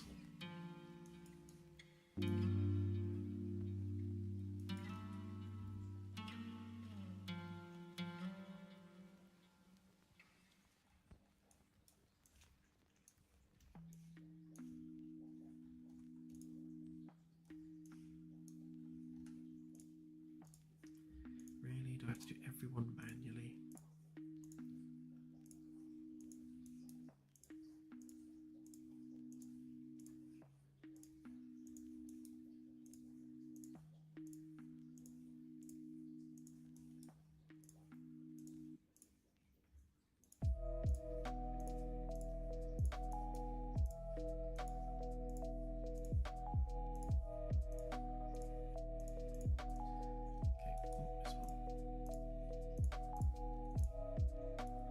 So that gives us our counts in the struct data. We won't have any locations, so then we need our background state, which we're setting here, and our description, which is missing on that one. Where are we setting that to? Down there.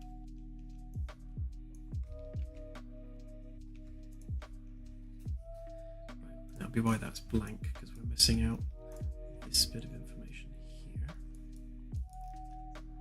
Just stick that after that one.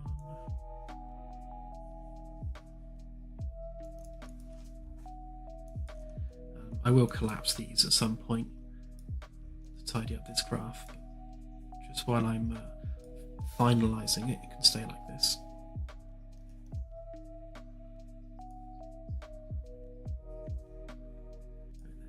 Description.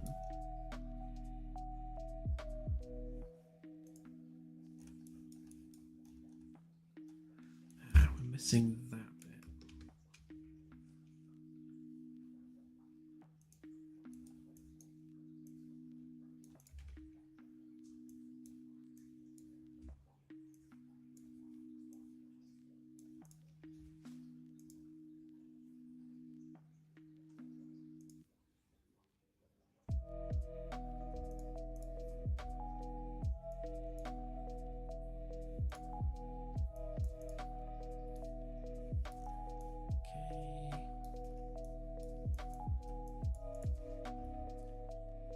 just noticed as well, this one's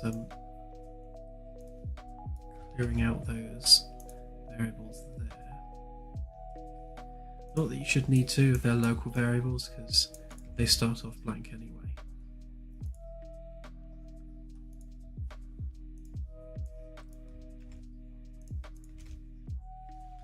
I always make sure things are cleared, just in case. Don't want any old data lingering around.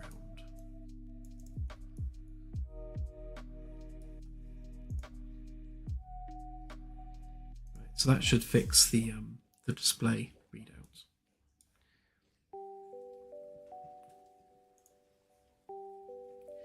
If we just follow the breadcrumb trail from the zoom buttons.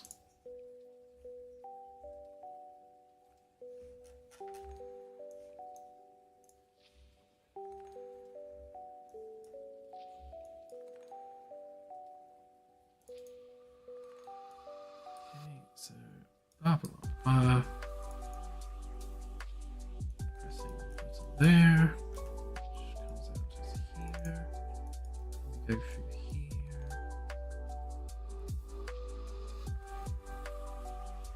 I'd make that 100.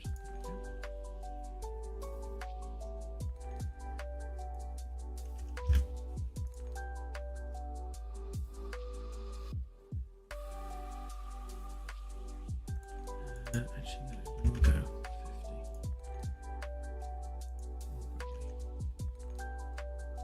Yeah, that's 50 sectors, isn't it?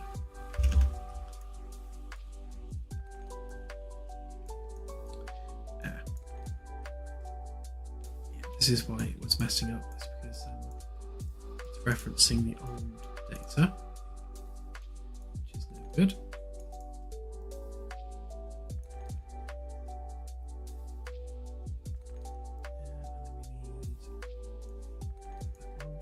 There.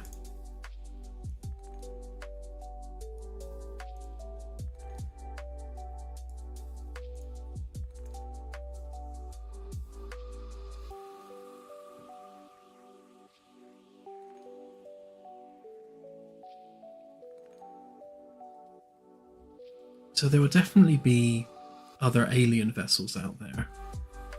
One of the reasons we're generating the data the way we are is so that we can populate sectors with just traffic generally from alien cultures. So if you rock up to a sector that has a lot of alien worlds, then you're going to see alien ships just FTLing around, going about their business.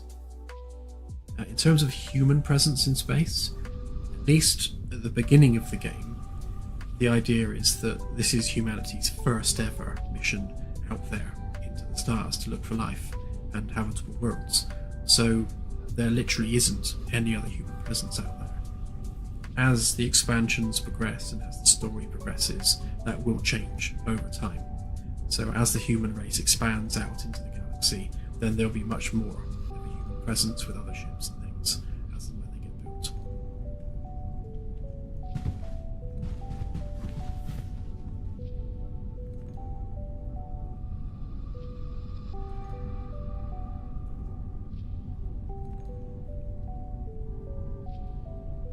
Okay, so that data is now generating properly, which is good. And we can now zoom in and out smoothly without lagging, which is nice.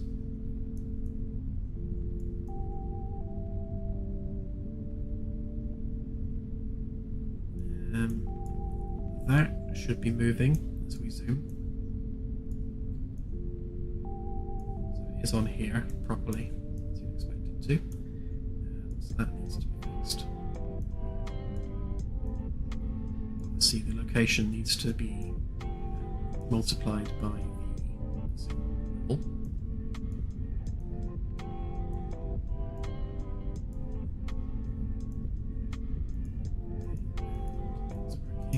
Zoom, yeah, so we're definitely zooming in and out on the correct place there. So that's good. So there, yeah, so we're zooming in and out there in the correct position, which is good.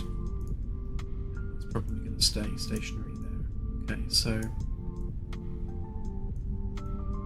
I I think that's one last thing to fix. We're really down to one more bug.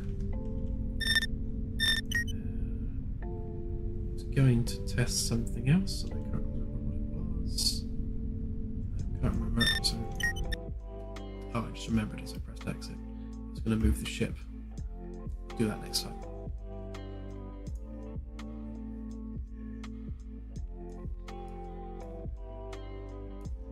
Right, so okay.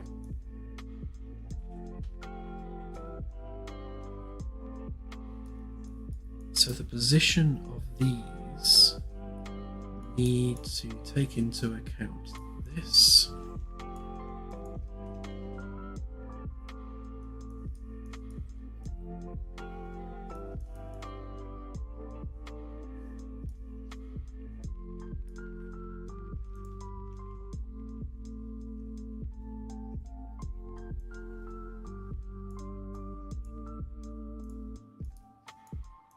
Hopefully that is already sufficient to do what we need to do.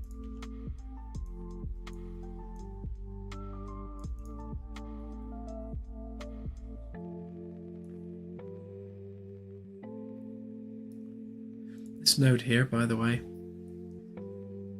I've still yet to properly remember why I'm halving the value.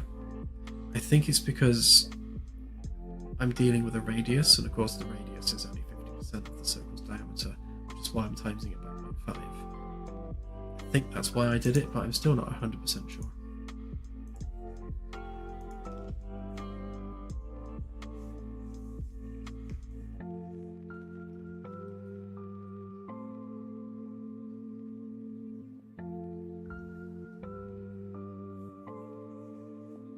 Thank you, Alex, that's appreciated.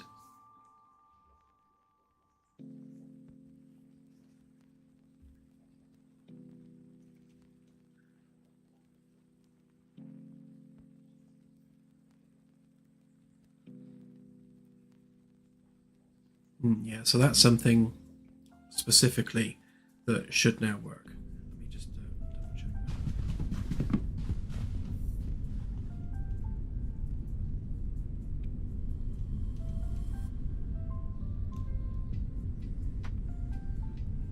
It's definitely not snowing.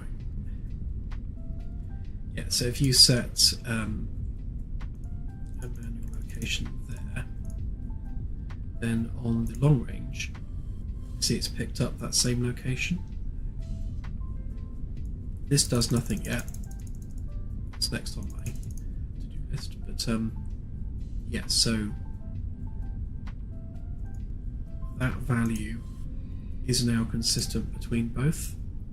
So whether you change it here or you change it here, it will always be the same manual location between those two sensor modes. And then the medium range will have its own separate one.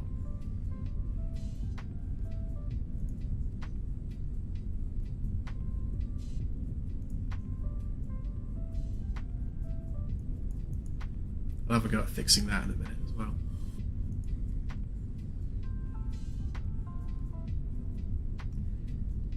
Mike Jensen, that's probably because you've got a controller plugged in. There's an issue at the moment where if a controller is plugged in, it's fighting with the mouse. I don't know why, because the controller input's been completely disabled, so I need to do a deep dive on that.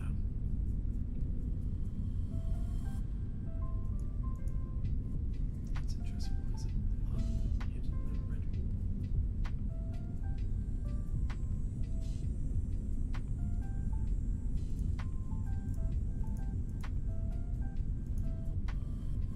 Right, if we zoom, there we go. So that is now adhering to the zoom level appropriately. Why is it going over there? Should be over there.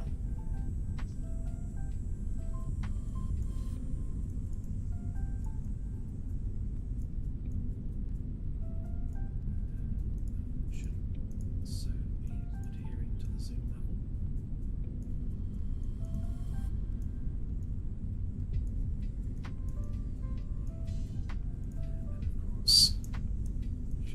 there as well.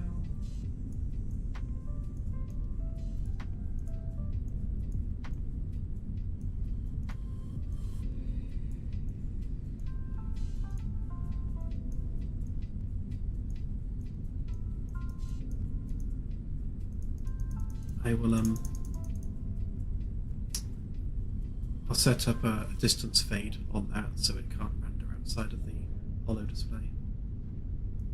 But that aside, I would say that is working.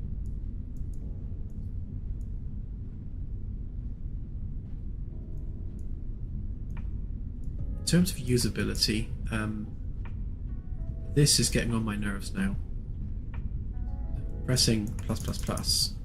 Yes, we're increasing the display range, but it's just really not intuitive for zooming in and out. So I am going to change these around so that plus zooms in rather than changes the display range, and the display range just updates accordingly. So I think everyone, like bar none, is going to press that expecting to zoom in and be confused that it zooms out.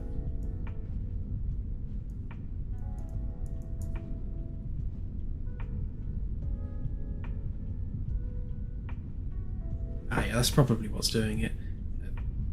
It's weird because there's literally no controller input set up at all now. I deleted all references to controller inputs, and yet having a controller in still messes with the mouse. So there's going to be something somewhere I missed.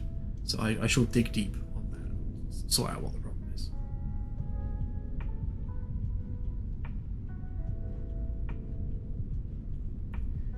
Sure thing, Command Delta. I shall go and delete all my fixes and start again.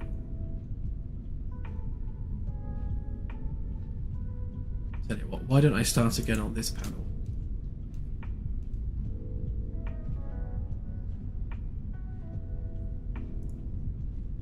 Actually, no, I will do one more thing on this panel. And that is fix those display thingers.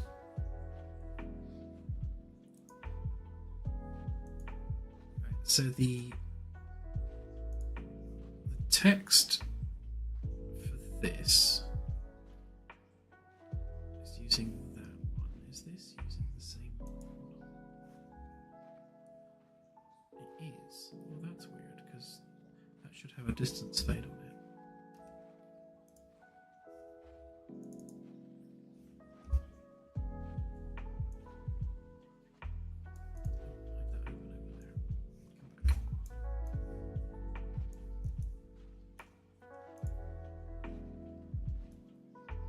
Yeah, so all we're doing with the distance fade is we're basically just measuring the distance from the center point in the world and reducing the opacity accordingly.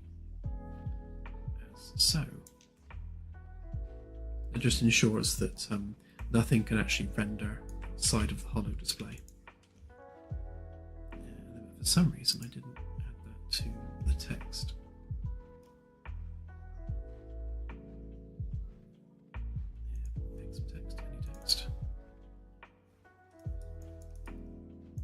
So that very much needs to be like that. And that should solve that problem at least. And we probably also need to do the same for the red ball. And to be honest, that's going to need a new material.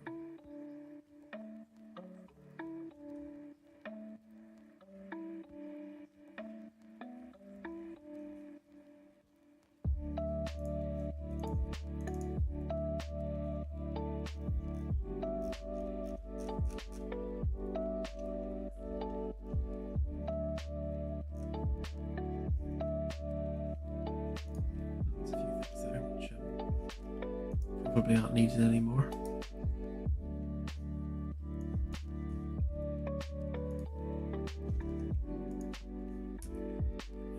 Material.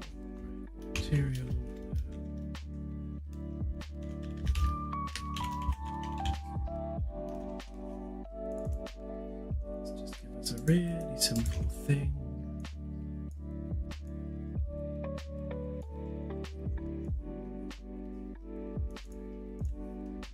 So we need to be translucent, we need to be unlit. We need a colour, which can go into there, which needs brightness associated with it. So that multiplied by that goes in there. Get a default value of 1.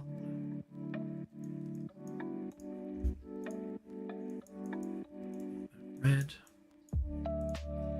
Okay, and then really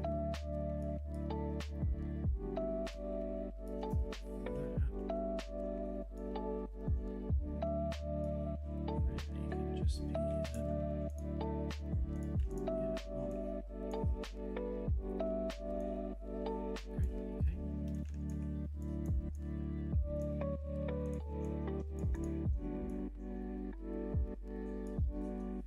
should be everything we need. And then to just make sure we reduce the shader complexity a little bit. And make sure we do apply fogging, otherwise it will look weird when the sun shines through the window.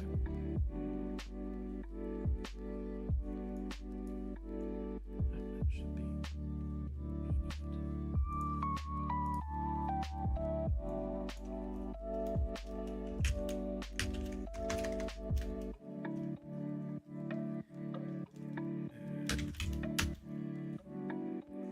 Save the instance as a red one. We can fiddle with it later.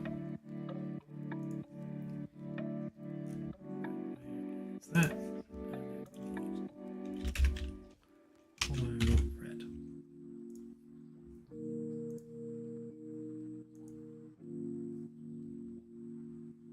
Oh, actually,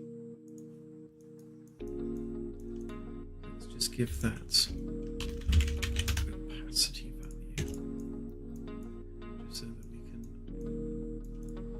have some control over that.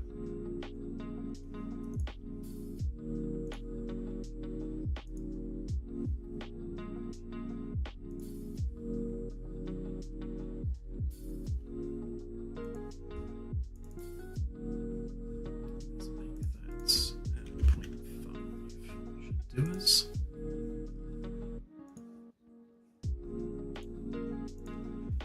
Just make sure all that works.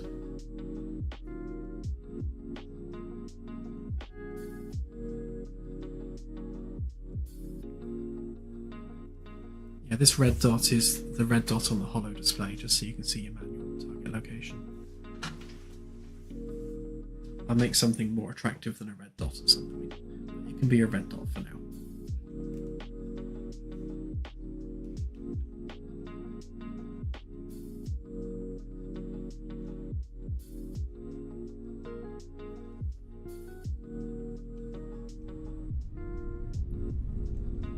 So in this game, it's all about a single crew working aboard a starship. So you won't be able to see other player ships flying around. However, that said, I do intend to make the ability to add smaller ships to the game. So you could have a small fleet of much smaller ships. We're going to run up against RAM limits and VRAM limits if we have multiple big vessels, but maybe 2 or 3 smaller vessels should be fine.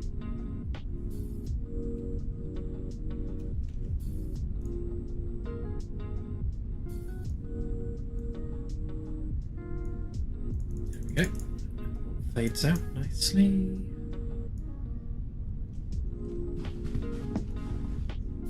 can see there it's fading out as we get to the edge.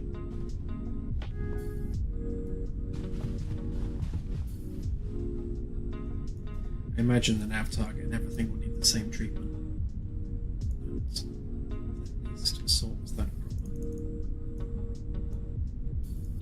Just check that one to be sure. Does the ship model need it?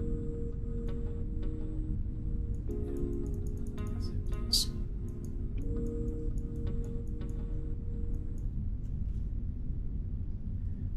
other thing I was going to check was moving the ship, just to make sure that that goes over there and not over there.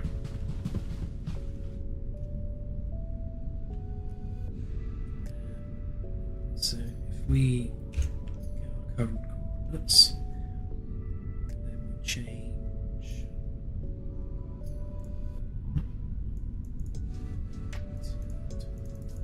to 12,000. Okay, then we cheat our way over.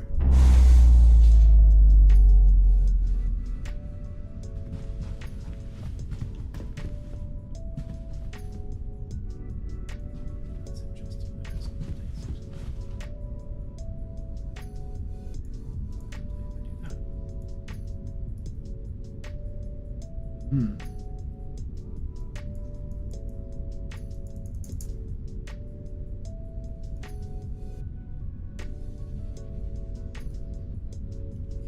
It's in the right place there.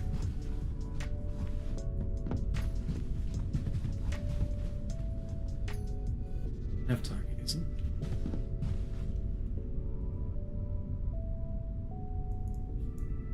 Is the nav target? No, it is. Okay. Right, so the nav target needs the same treatment then, so it moves when the map moves.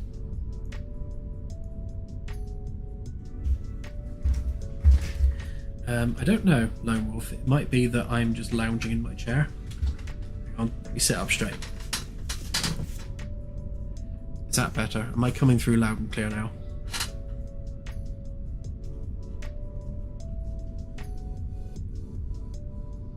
I had reclined into my typical dev position where I'm just kind of laying back in my chair, chilling as I dev.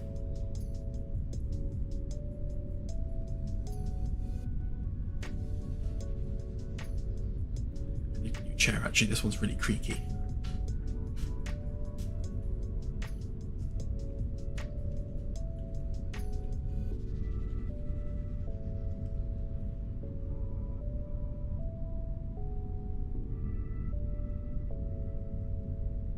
That's right, I just have to make it a rule. No slouching on stream.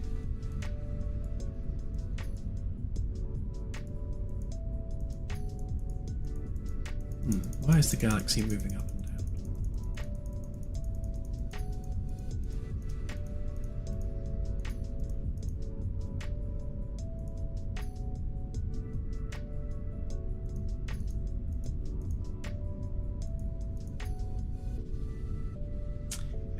Yeah, so that needs the same treatment then. It's gone the wrong way.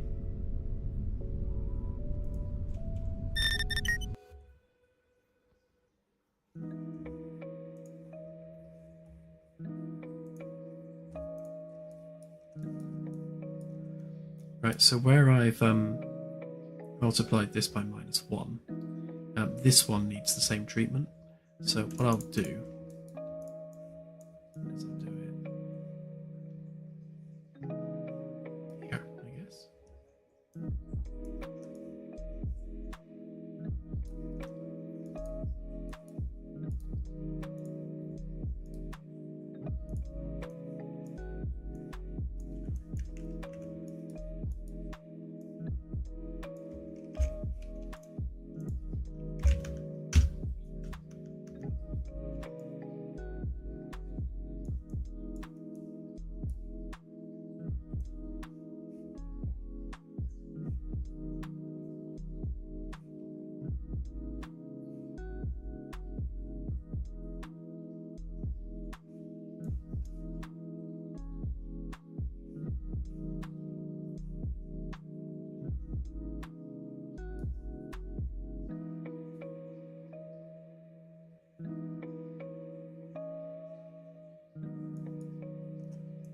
That's going mad. Where is that connected to? No, we're good. Downside of Blueprint Spaghetti.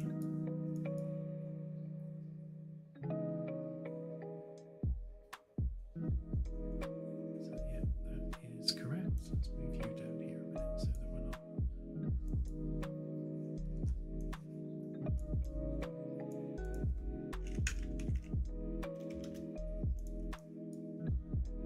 those two together, that makes a bit more sense.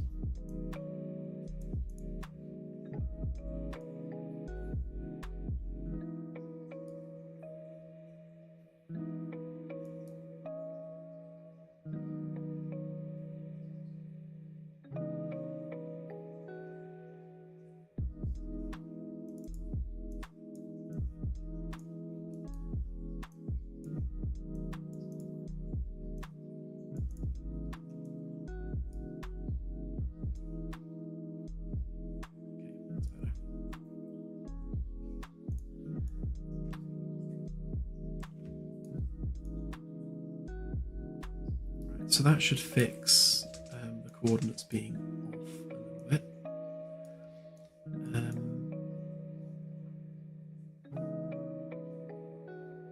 Not sure why it was making the galaxy bump up and down when selecting different modes, but I shall look into that. And what's the other thing I was going to fix?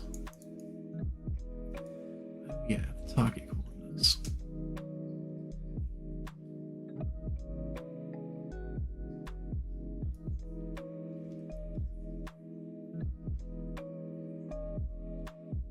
So for the target coordinates, I've been managing that all on its own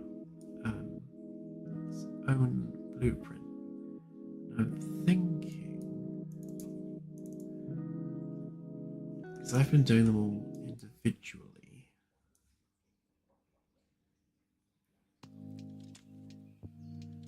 it might be worth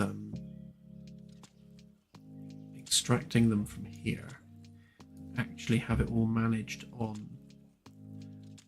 in the one location. So have this function manage everything relating to the GPS output, rather than having a separate macro for doing that.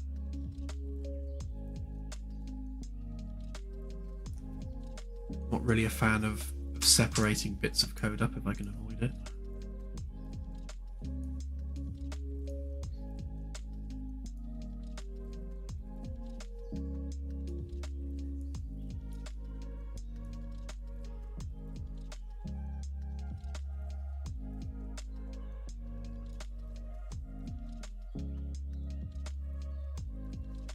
So all of those should be hidden on the reset function anyway.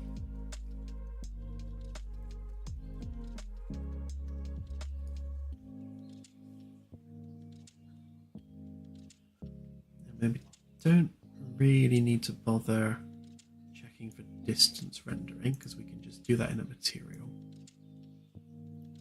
So all we really need to do is make it visible and then set its position.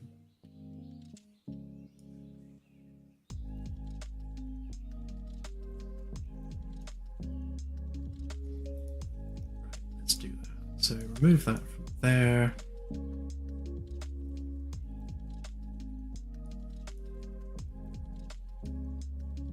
Don't care about any of that. So all we really care about is that.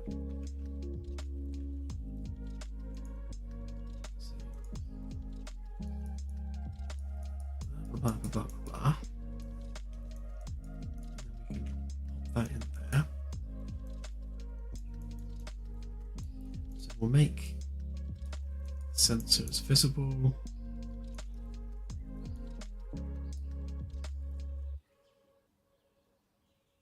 That's it. And then we'll do that. And then that simply needs to go on there like that.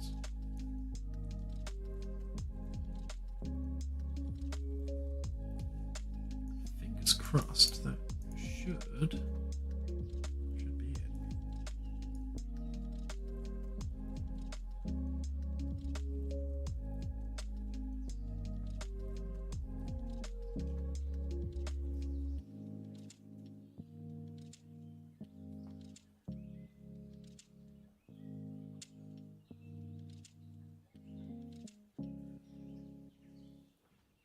So this isn't an MMO, it's more akin to Minecraft in terms of how the multiplayer works. So you start a session on your ship, and then all your friends join your ship, and then your multiplayer game is just for you and your friends that join. You can't see any other player ships. They all occupy their own games. So it's a session-based co-op game. It's not an MMO.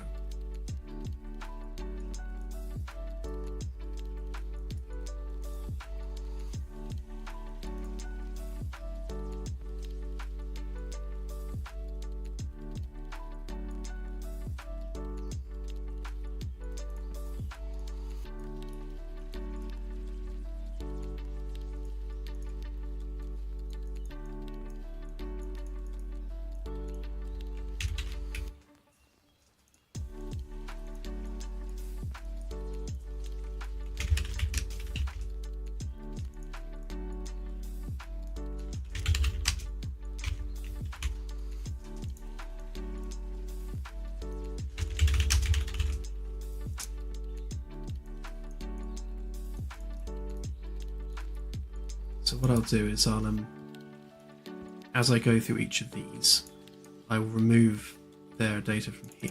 So technically none of this top row is needed now. So I'll make sure it works, then I'll delete all that. And then we'll just do it from here instead. So whenever the galactic target changes, we'll work out which mode we're on and then set it accordingly. Just redraw the display.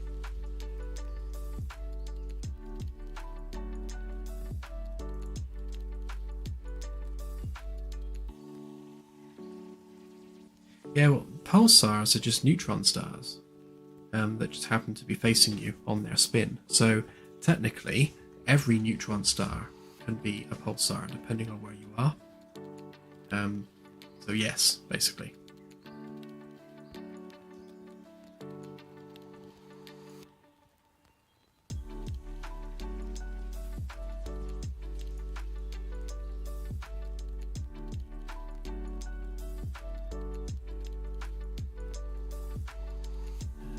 Just give that a quick try and make sure it actually works.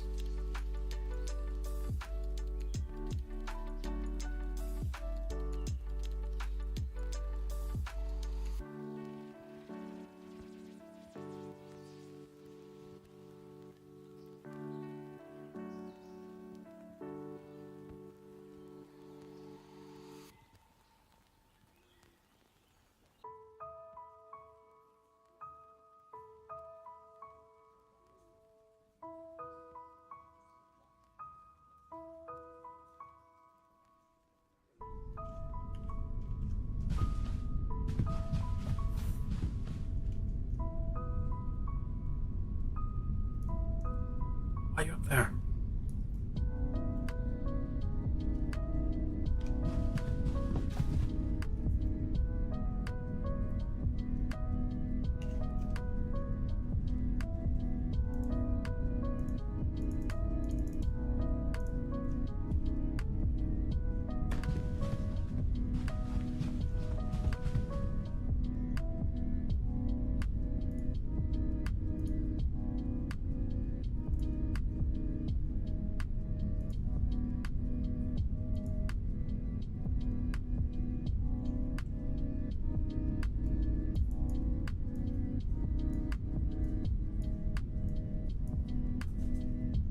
Why is that just like all completely stopped working?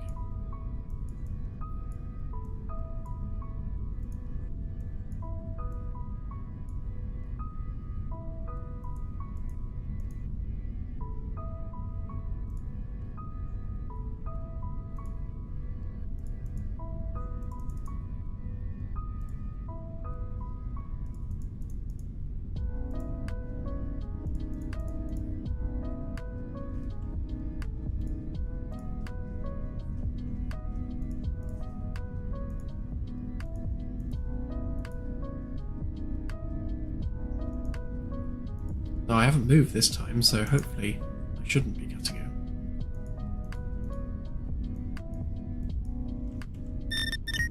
So the holo display is now completely locked in place for some odd reason.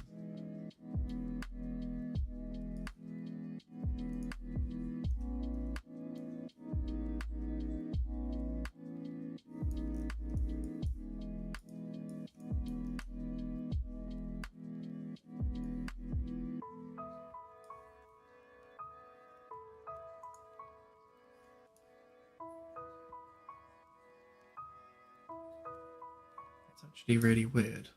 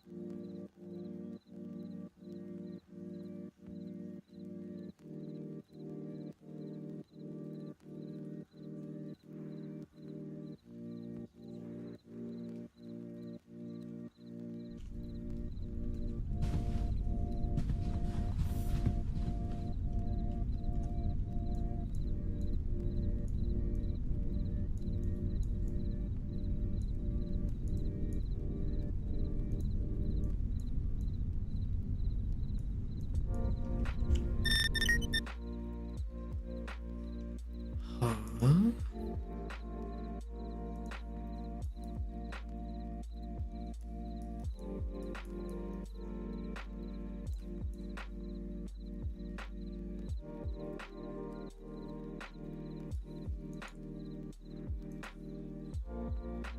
All I did was connect that up there.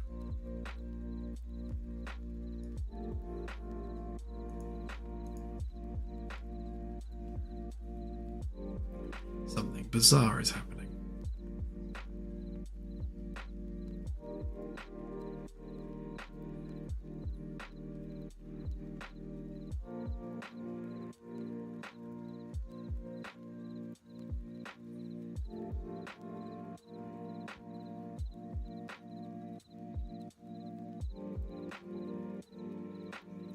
Talking of stars and polarization, there was a 70% off sale on the Epic Marketplace recently.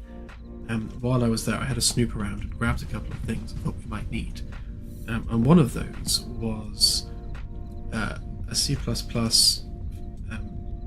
plugin for detecting the amount of light hitting a surface.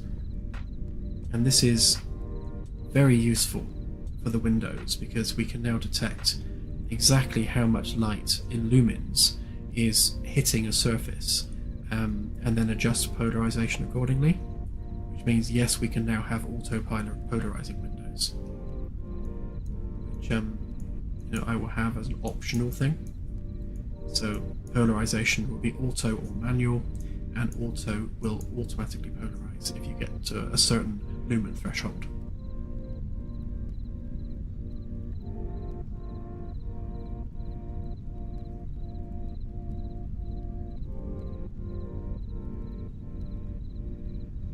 I have fixed that, Commander Delta. Although the holo display is acting weird right now. The ship location has gone.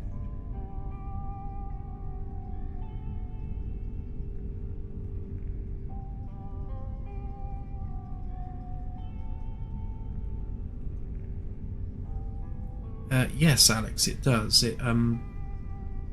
I'm not sure exactly how it does it. It uses a probe, and you place the probe on the surface, and basically that probe detects how much light's hitting it from the standard UE5 light sources.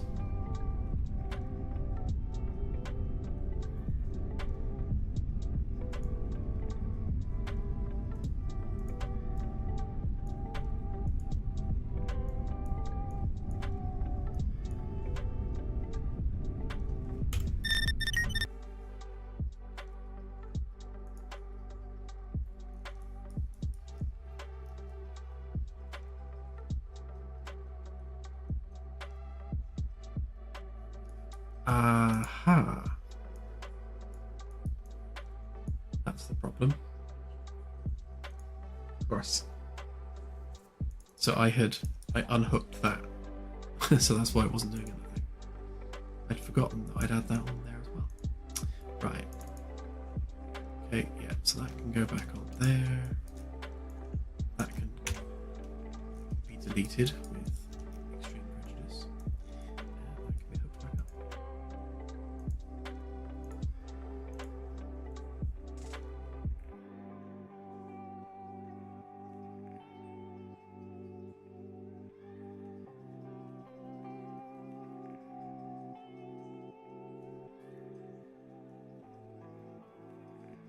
Yeah, technically you could probably share probes, but each window is an actor in its own right with its own code, so I'll probably do it per window. Because you could have something like, I don't know, like an asteroid, if you're in an asteroid field, just pass by between the star and the ship, and then as the shadow passes across the ship, the windows will polarize according to the shadow. Which would be quite cool.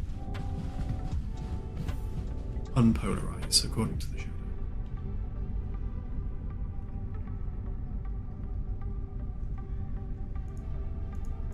Right. Ray.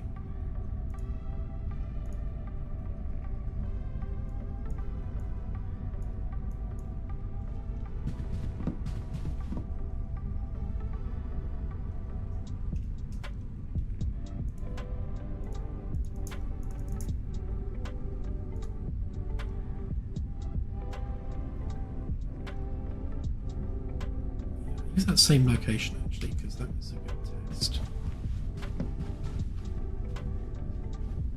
So that is aligned with where I would expect it to be. So if we zoom.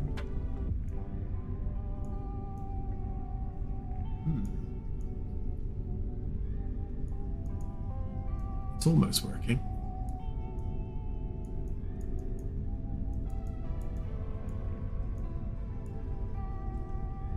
Our developer roles are posted on our Discord, and I believe Claire shared them on Twitter. That's an oddly hard sentence to say. Claire shared.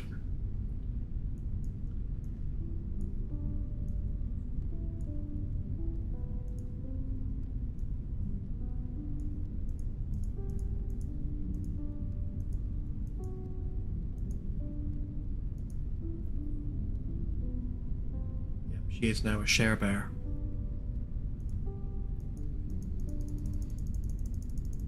Right, so that needs sorting out depending on focus bugs and things. In terms of the Galactic Center, it is aligned.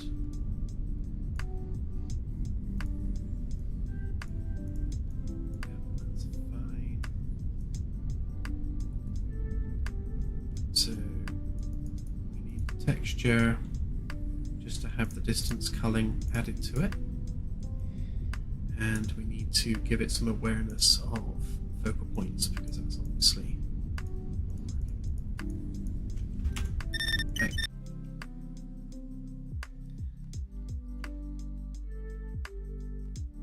I'll have to do this with the sensor target as well.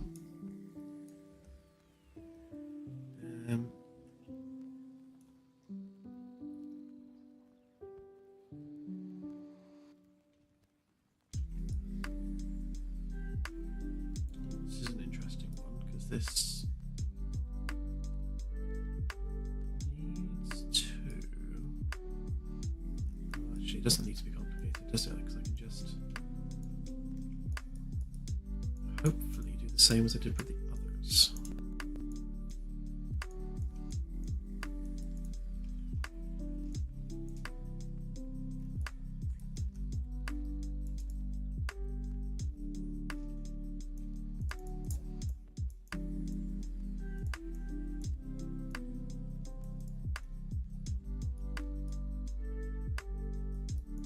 So option 1 goes in there, and there, and there, and there.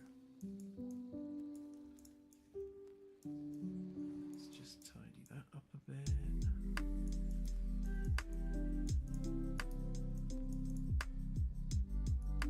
I might need to invert these. Oh, we'll see.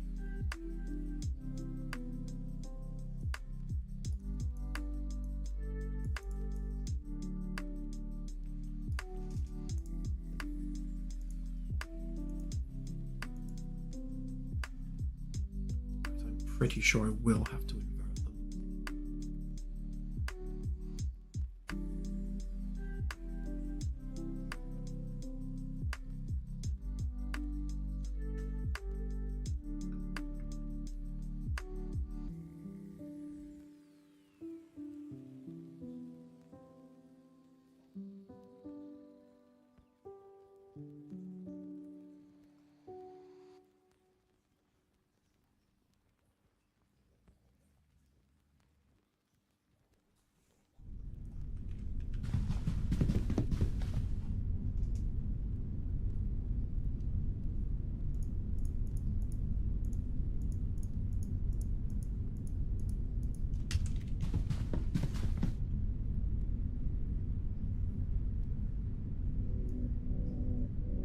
That's interesting because that if the target is 0, it should have moved to there, but perhaps it's just because it's not set up yet.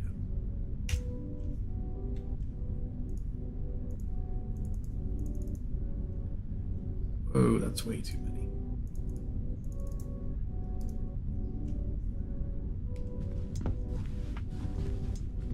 Okay, so that's not in the correct place.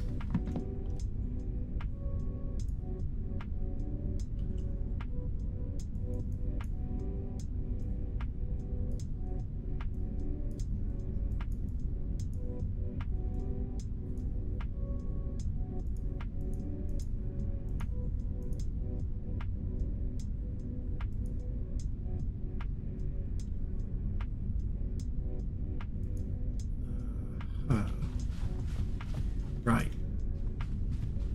So this needs to be an offset from there. That's going to be confusing.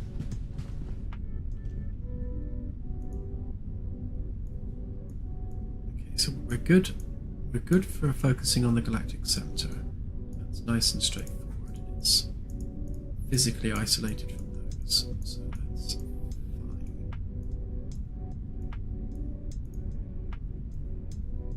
It's inheriting the position of our focal point for these, which means I need to add the offset of the galaxy to this. So we need to take this.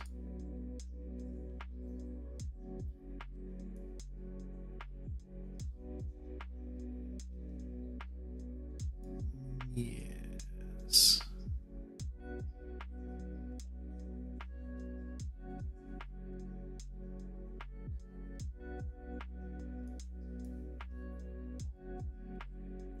I think it's time to make a variable. So if we store this as the galactic offset, make that a vector, we squeeze that in there.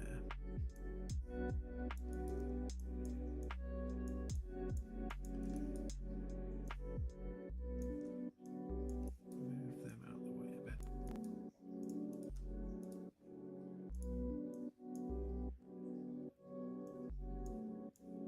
So that one, and that one. Right,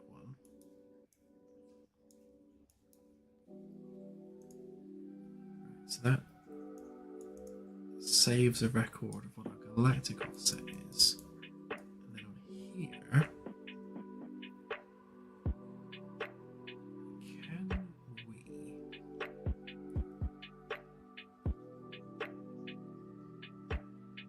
just add those together? I mean, it would be nice if we could.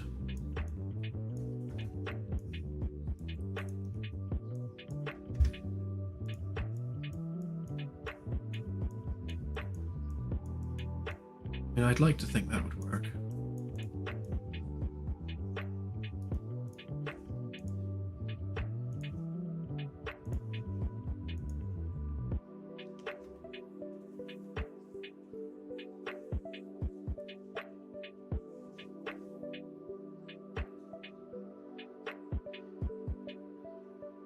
Because the So our target focus is in the middle of the display. The galaxy is offset from that. So the nav target needs to offset based on the galaxy. So perhaps that should have been minus the galaxy offset, not plus. I should guess I should.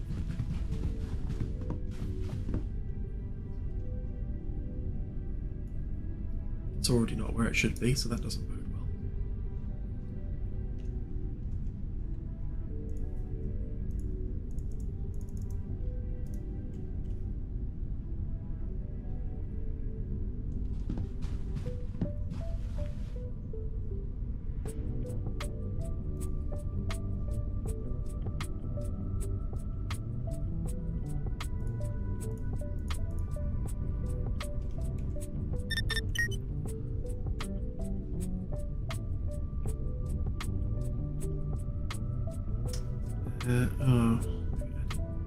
Plus on the z-axis, which means it's probably in the ceiling.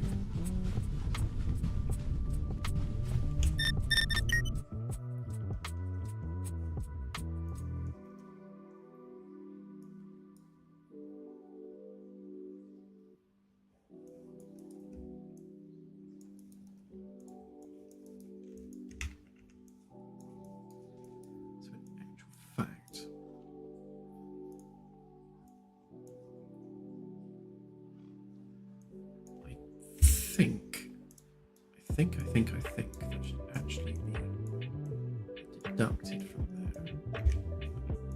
not added.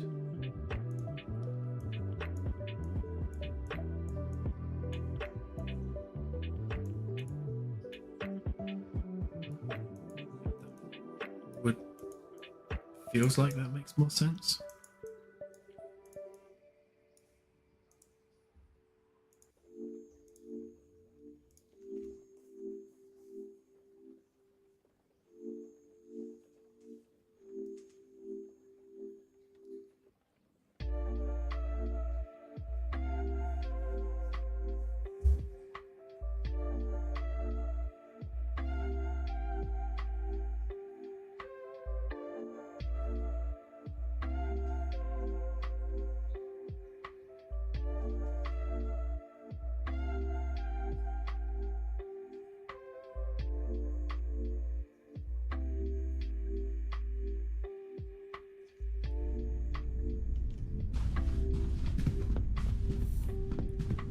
It's in the right place there. That's a good start. So if we click that, look, it's going the other way. Oh, okay. It gives offsetting though, so that's good. What does that mean, therefore? That's going to be offset as well.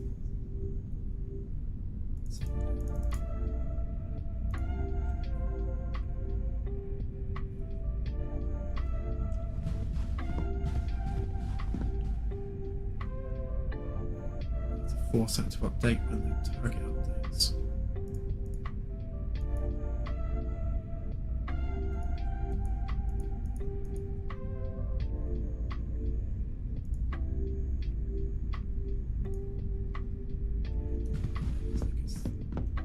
Hang on, no, why is it in the middle?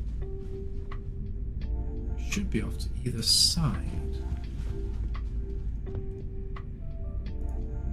So that's correct.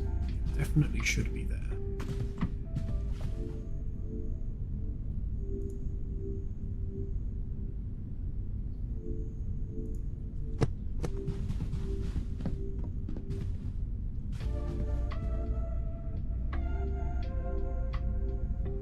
That's interesting.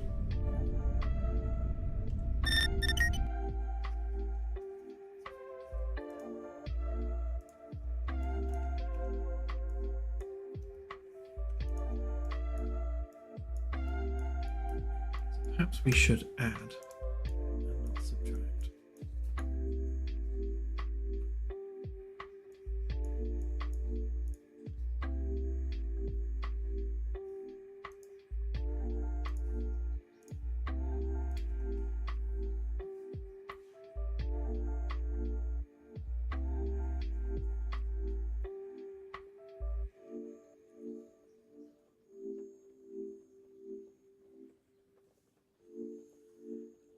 so close to having this GPS panel fully feature complete. You can almost taste it.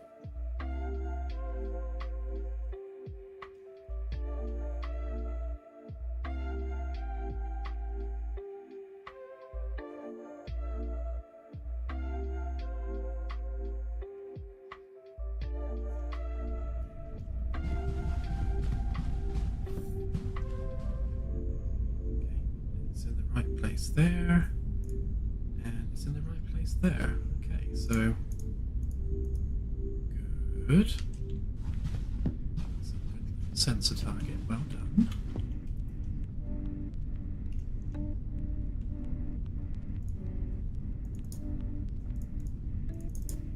Okay, ultimate test, will it offset?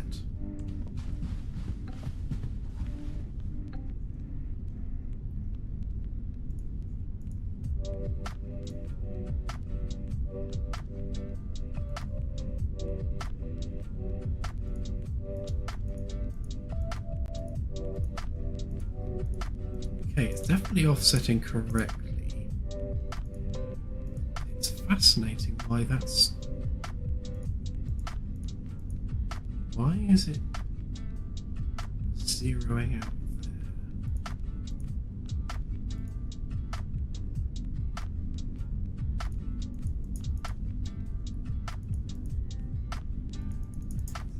That's fine. That's fine.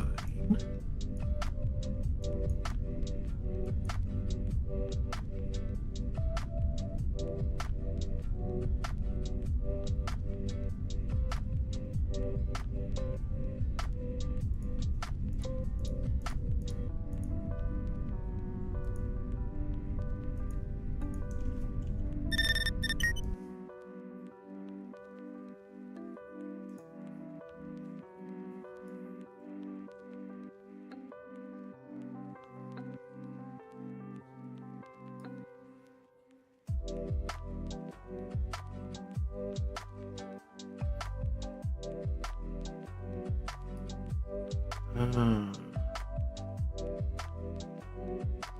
because of this.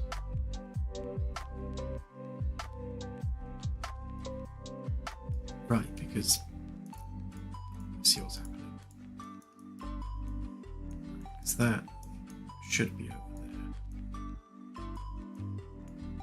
What we're doing is, of course, we're setting it to 0, which is why it's going in the middle. So what we actually want to be doing is that one goes in there, and that one goes in there.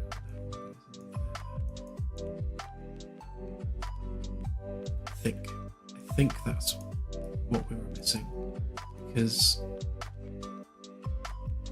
we're on Galactic focused mode, then this just needs to offset normally based on the galaxy being in the middle. If the galaxy's not in the middle, which is this one, then it needs to offset relative to wherever the galaxy currently is. It should be those two. And then this just pipes through into here as well.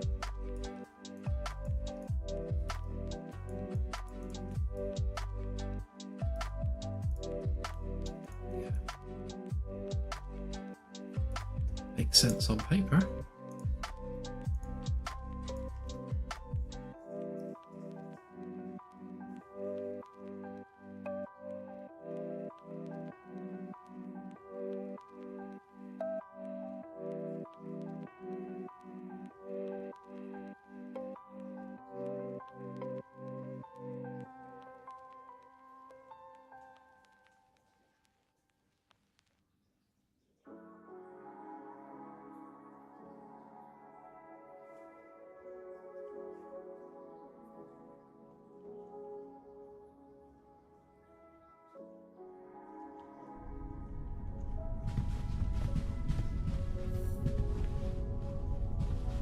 Okay, so good.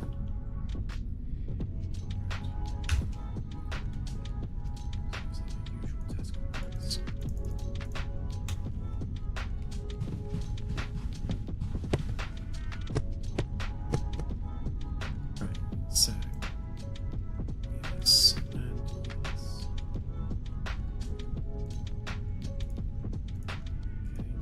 looking promising.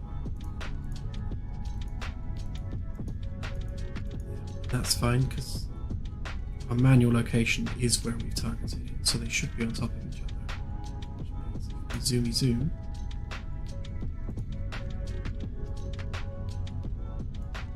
yeah, that's good.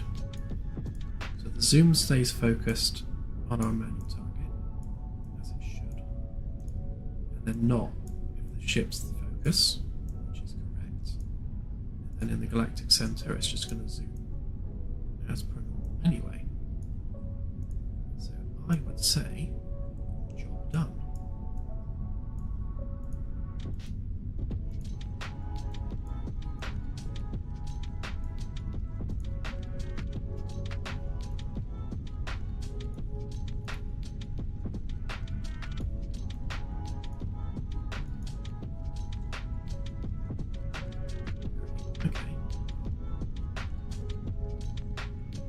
I suppose the other thing that's needed actually is the current target needs to be on here as well. I thought about that. So yeah, we need our nav target here.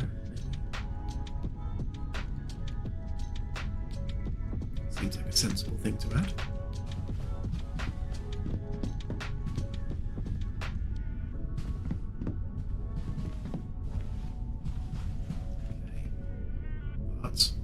That aside, unless I've missed anything, that should be every single aspect of the GPS mode done and working and connected to the holo display, and they're all in sync with one another. And it should also all be replicated as well because it's all firing off of rep notify functions. So yes, absolutely, tastes like success.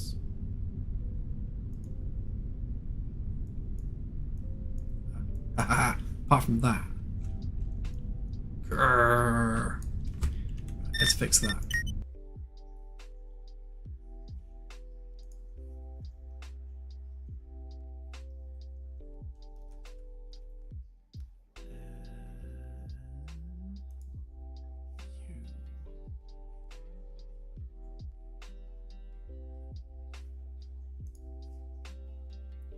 What are you?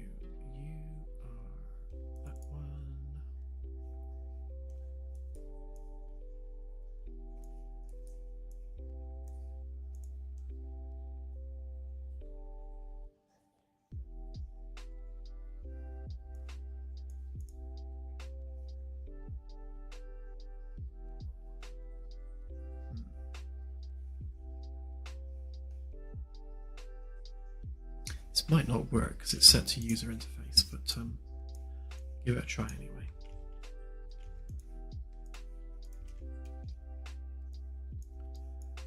So we'll take the alpha channel, multiply it by distance.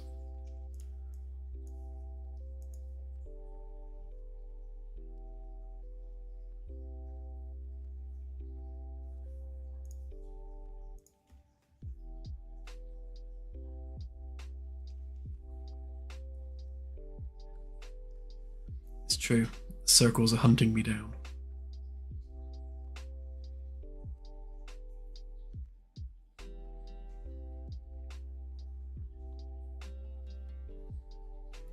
Yeah, the holo display is not it's not responding to that, and that might simply be the case that it's just not hooked up. I will double check it in a moment.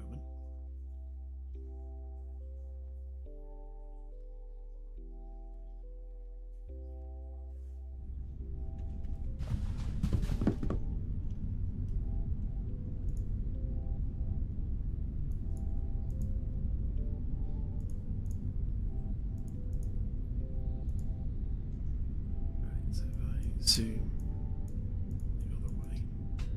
Should disappear. Ah, yeah, there we go. Right, it's another troublesome circle removed from my life. So yes, when you enter a new nav target, it should come up here as that one.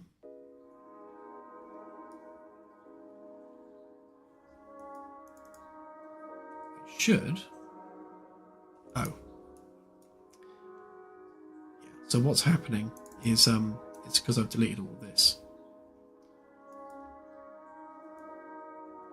So now that we know that we don't actually need to deal with that, we will just connect them through there. And all these ones, we'll have to sort these out, each sensor mode as we come across them. For now, I shall delete those ones because they are redundant. I don't know why that's not popped up.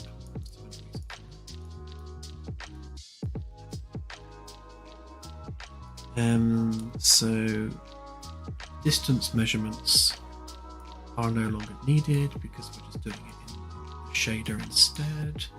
So all we do is the target locations. That's fine.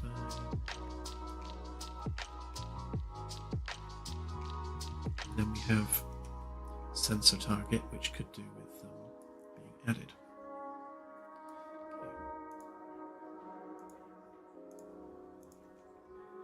Right, so it should now update the holo display when I change the sensor target, the nav target, on the helm.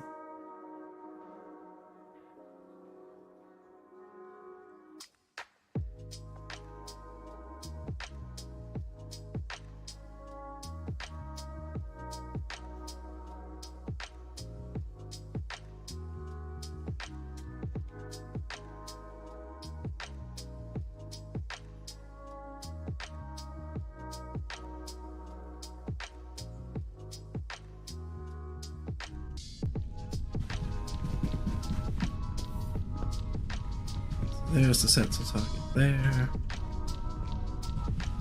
Let's make it more of a challenge. Let's change that to that. I should keep it to that.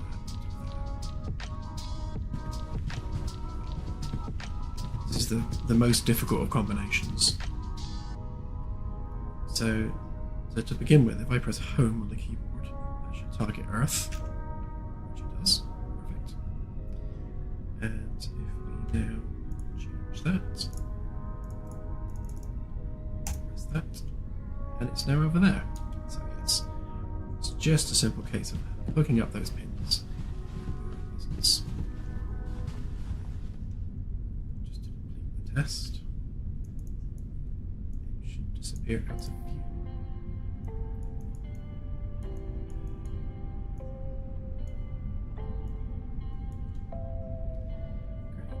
Now, one thing I did notice is that when I changed from that mode back to that mode, it wasn't coming back in the right place. Which way round was it? Okay, so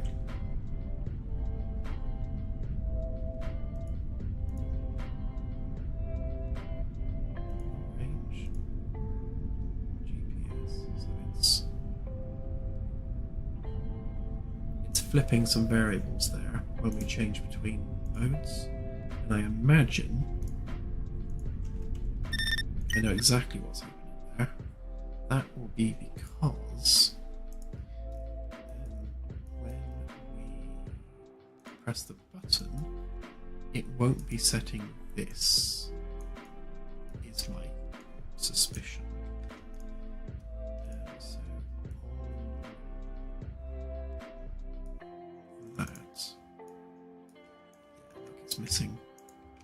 Missing the right options. So I'll just check that the other ones are actually set up correctly. Yep, they are.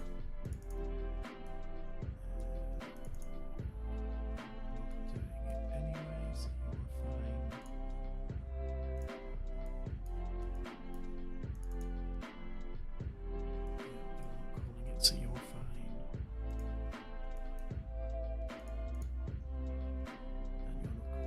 There.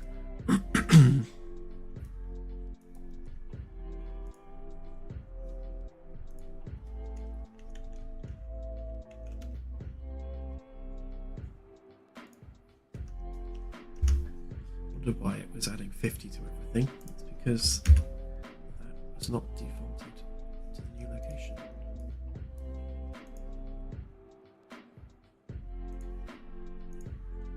Right, so that should have fixed the modes kind of flipping as you changed sensor modes.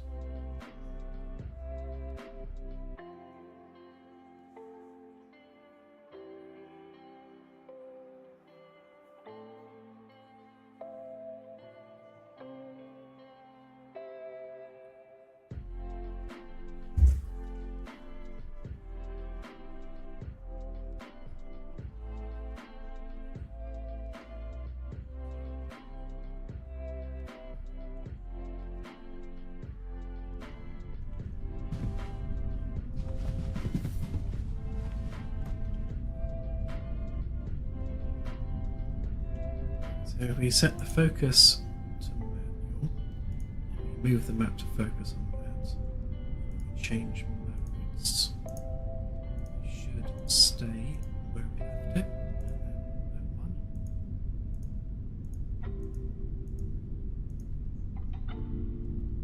Good. Same there. Same there.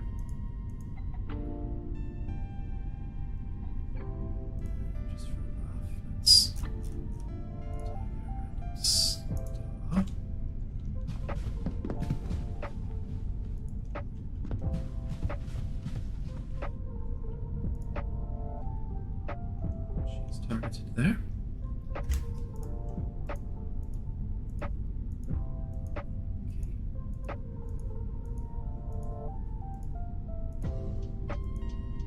Perfect. Still works. Zoom that out over there. Do that. It stays where we left it.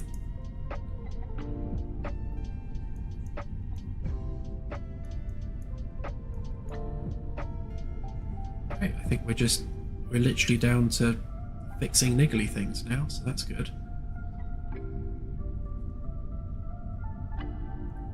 Yes, absolutely. I agree. Yeah, it's nice when you get to the point where all the major functionality is working and you're just tweaking and fine-tuning and refining the little things. Like, for example, if I click the edit button here, it flashes to indicate that this is the active input field. But I think it's flashing too slowly and not obviously enough. So that's just a little tweak. But little things like that. Polishing now. That's all I'm doing, which is good. So I would say that's it. GPS is done. So next up on the list, which will not be doing on this stream, because I've just realised I've now been streaming for over 3 hours. No, we've got 4 buttons on the sensors, and we've done one of them. Now the long range one, to be fair, it is about, I'd say, 75% done.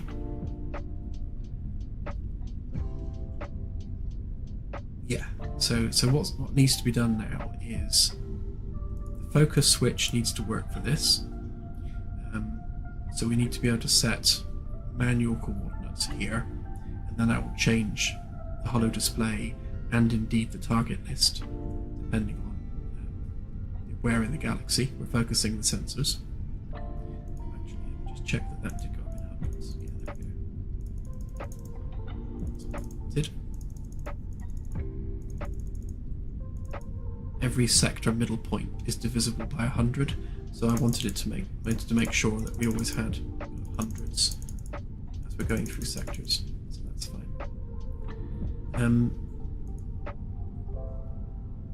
Yeah, so the filter doesn't work and looks ugly, so that needs fixing.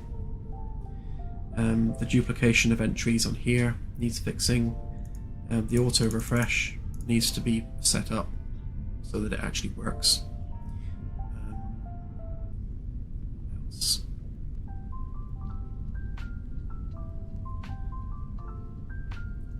Yeah, and this needs fixing because the data is huge, and it's all one big text block, so I want to separate that out into actual sections. Yeah, so to be honest, there's not a huge amount of work left to do on this panel, and most of the work here can actually be copy pasted onto here, because the medium range is essentially this, just with one step up in the tree of targets. So once the long range is all polished and lovely, then the medium range mostly just copy paste, which is nice. Which then just leaves us with the short range, which needs the most work, and this is the final piece of the puzzle, because where we've got our background state for any particular sector, when it comes to individual star systems and indeed individual planets, they will be deriving their data from this. So when you go to the short range, what you see here and all the details of the alien species that inhabit that world starts off here. So this was step 1 in the process, and this is like step 5 in the process. So this is the big one. This is where the most work is going to be, and this one has the most value as well, sort of gameplay wise, because when you're out there exploring, the ability to rock up at a star system, bring up a planet on the display, and actually have details as to what lives there and descriptions of what life is actually there. I mean, that's really step 1 in fleshing the whole galaxy out with life visually as well as just in text form. So I'm really excited about that. But for now, I'm going to take the win and go and have a drink. And yeah, I think that was a reasonably productive stream. We've managed to get the GPS all working, so that's good. Yeah, that's right, mostly harmless. Well, thank you again, everyone, for sticking with me on another 3-hour stream. Well done to anyone that sat there for the whole 3 hours watching me scratch my head trying to figure out vectors. Next stream, of course, will be on Wednesday evening, assuming it's not Wednesday already. That's how bad my brain is. I don't even know what day it is anymore. I'm absolutely cooked. So yeah, I'll see you all on Wednesday for one of our other regular streams, and depending on how much I get done between then and now, we might already be on to medium range, or we'll be working more on the long range sensors. But we'll find out Wednesday, won't we? So, see you all then, and thank you for watching the stream. Bye for now.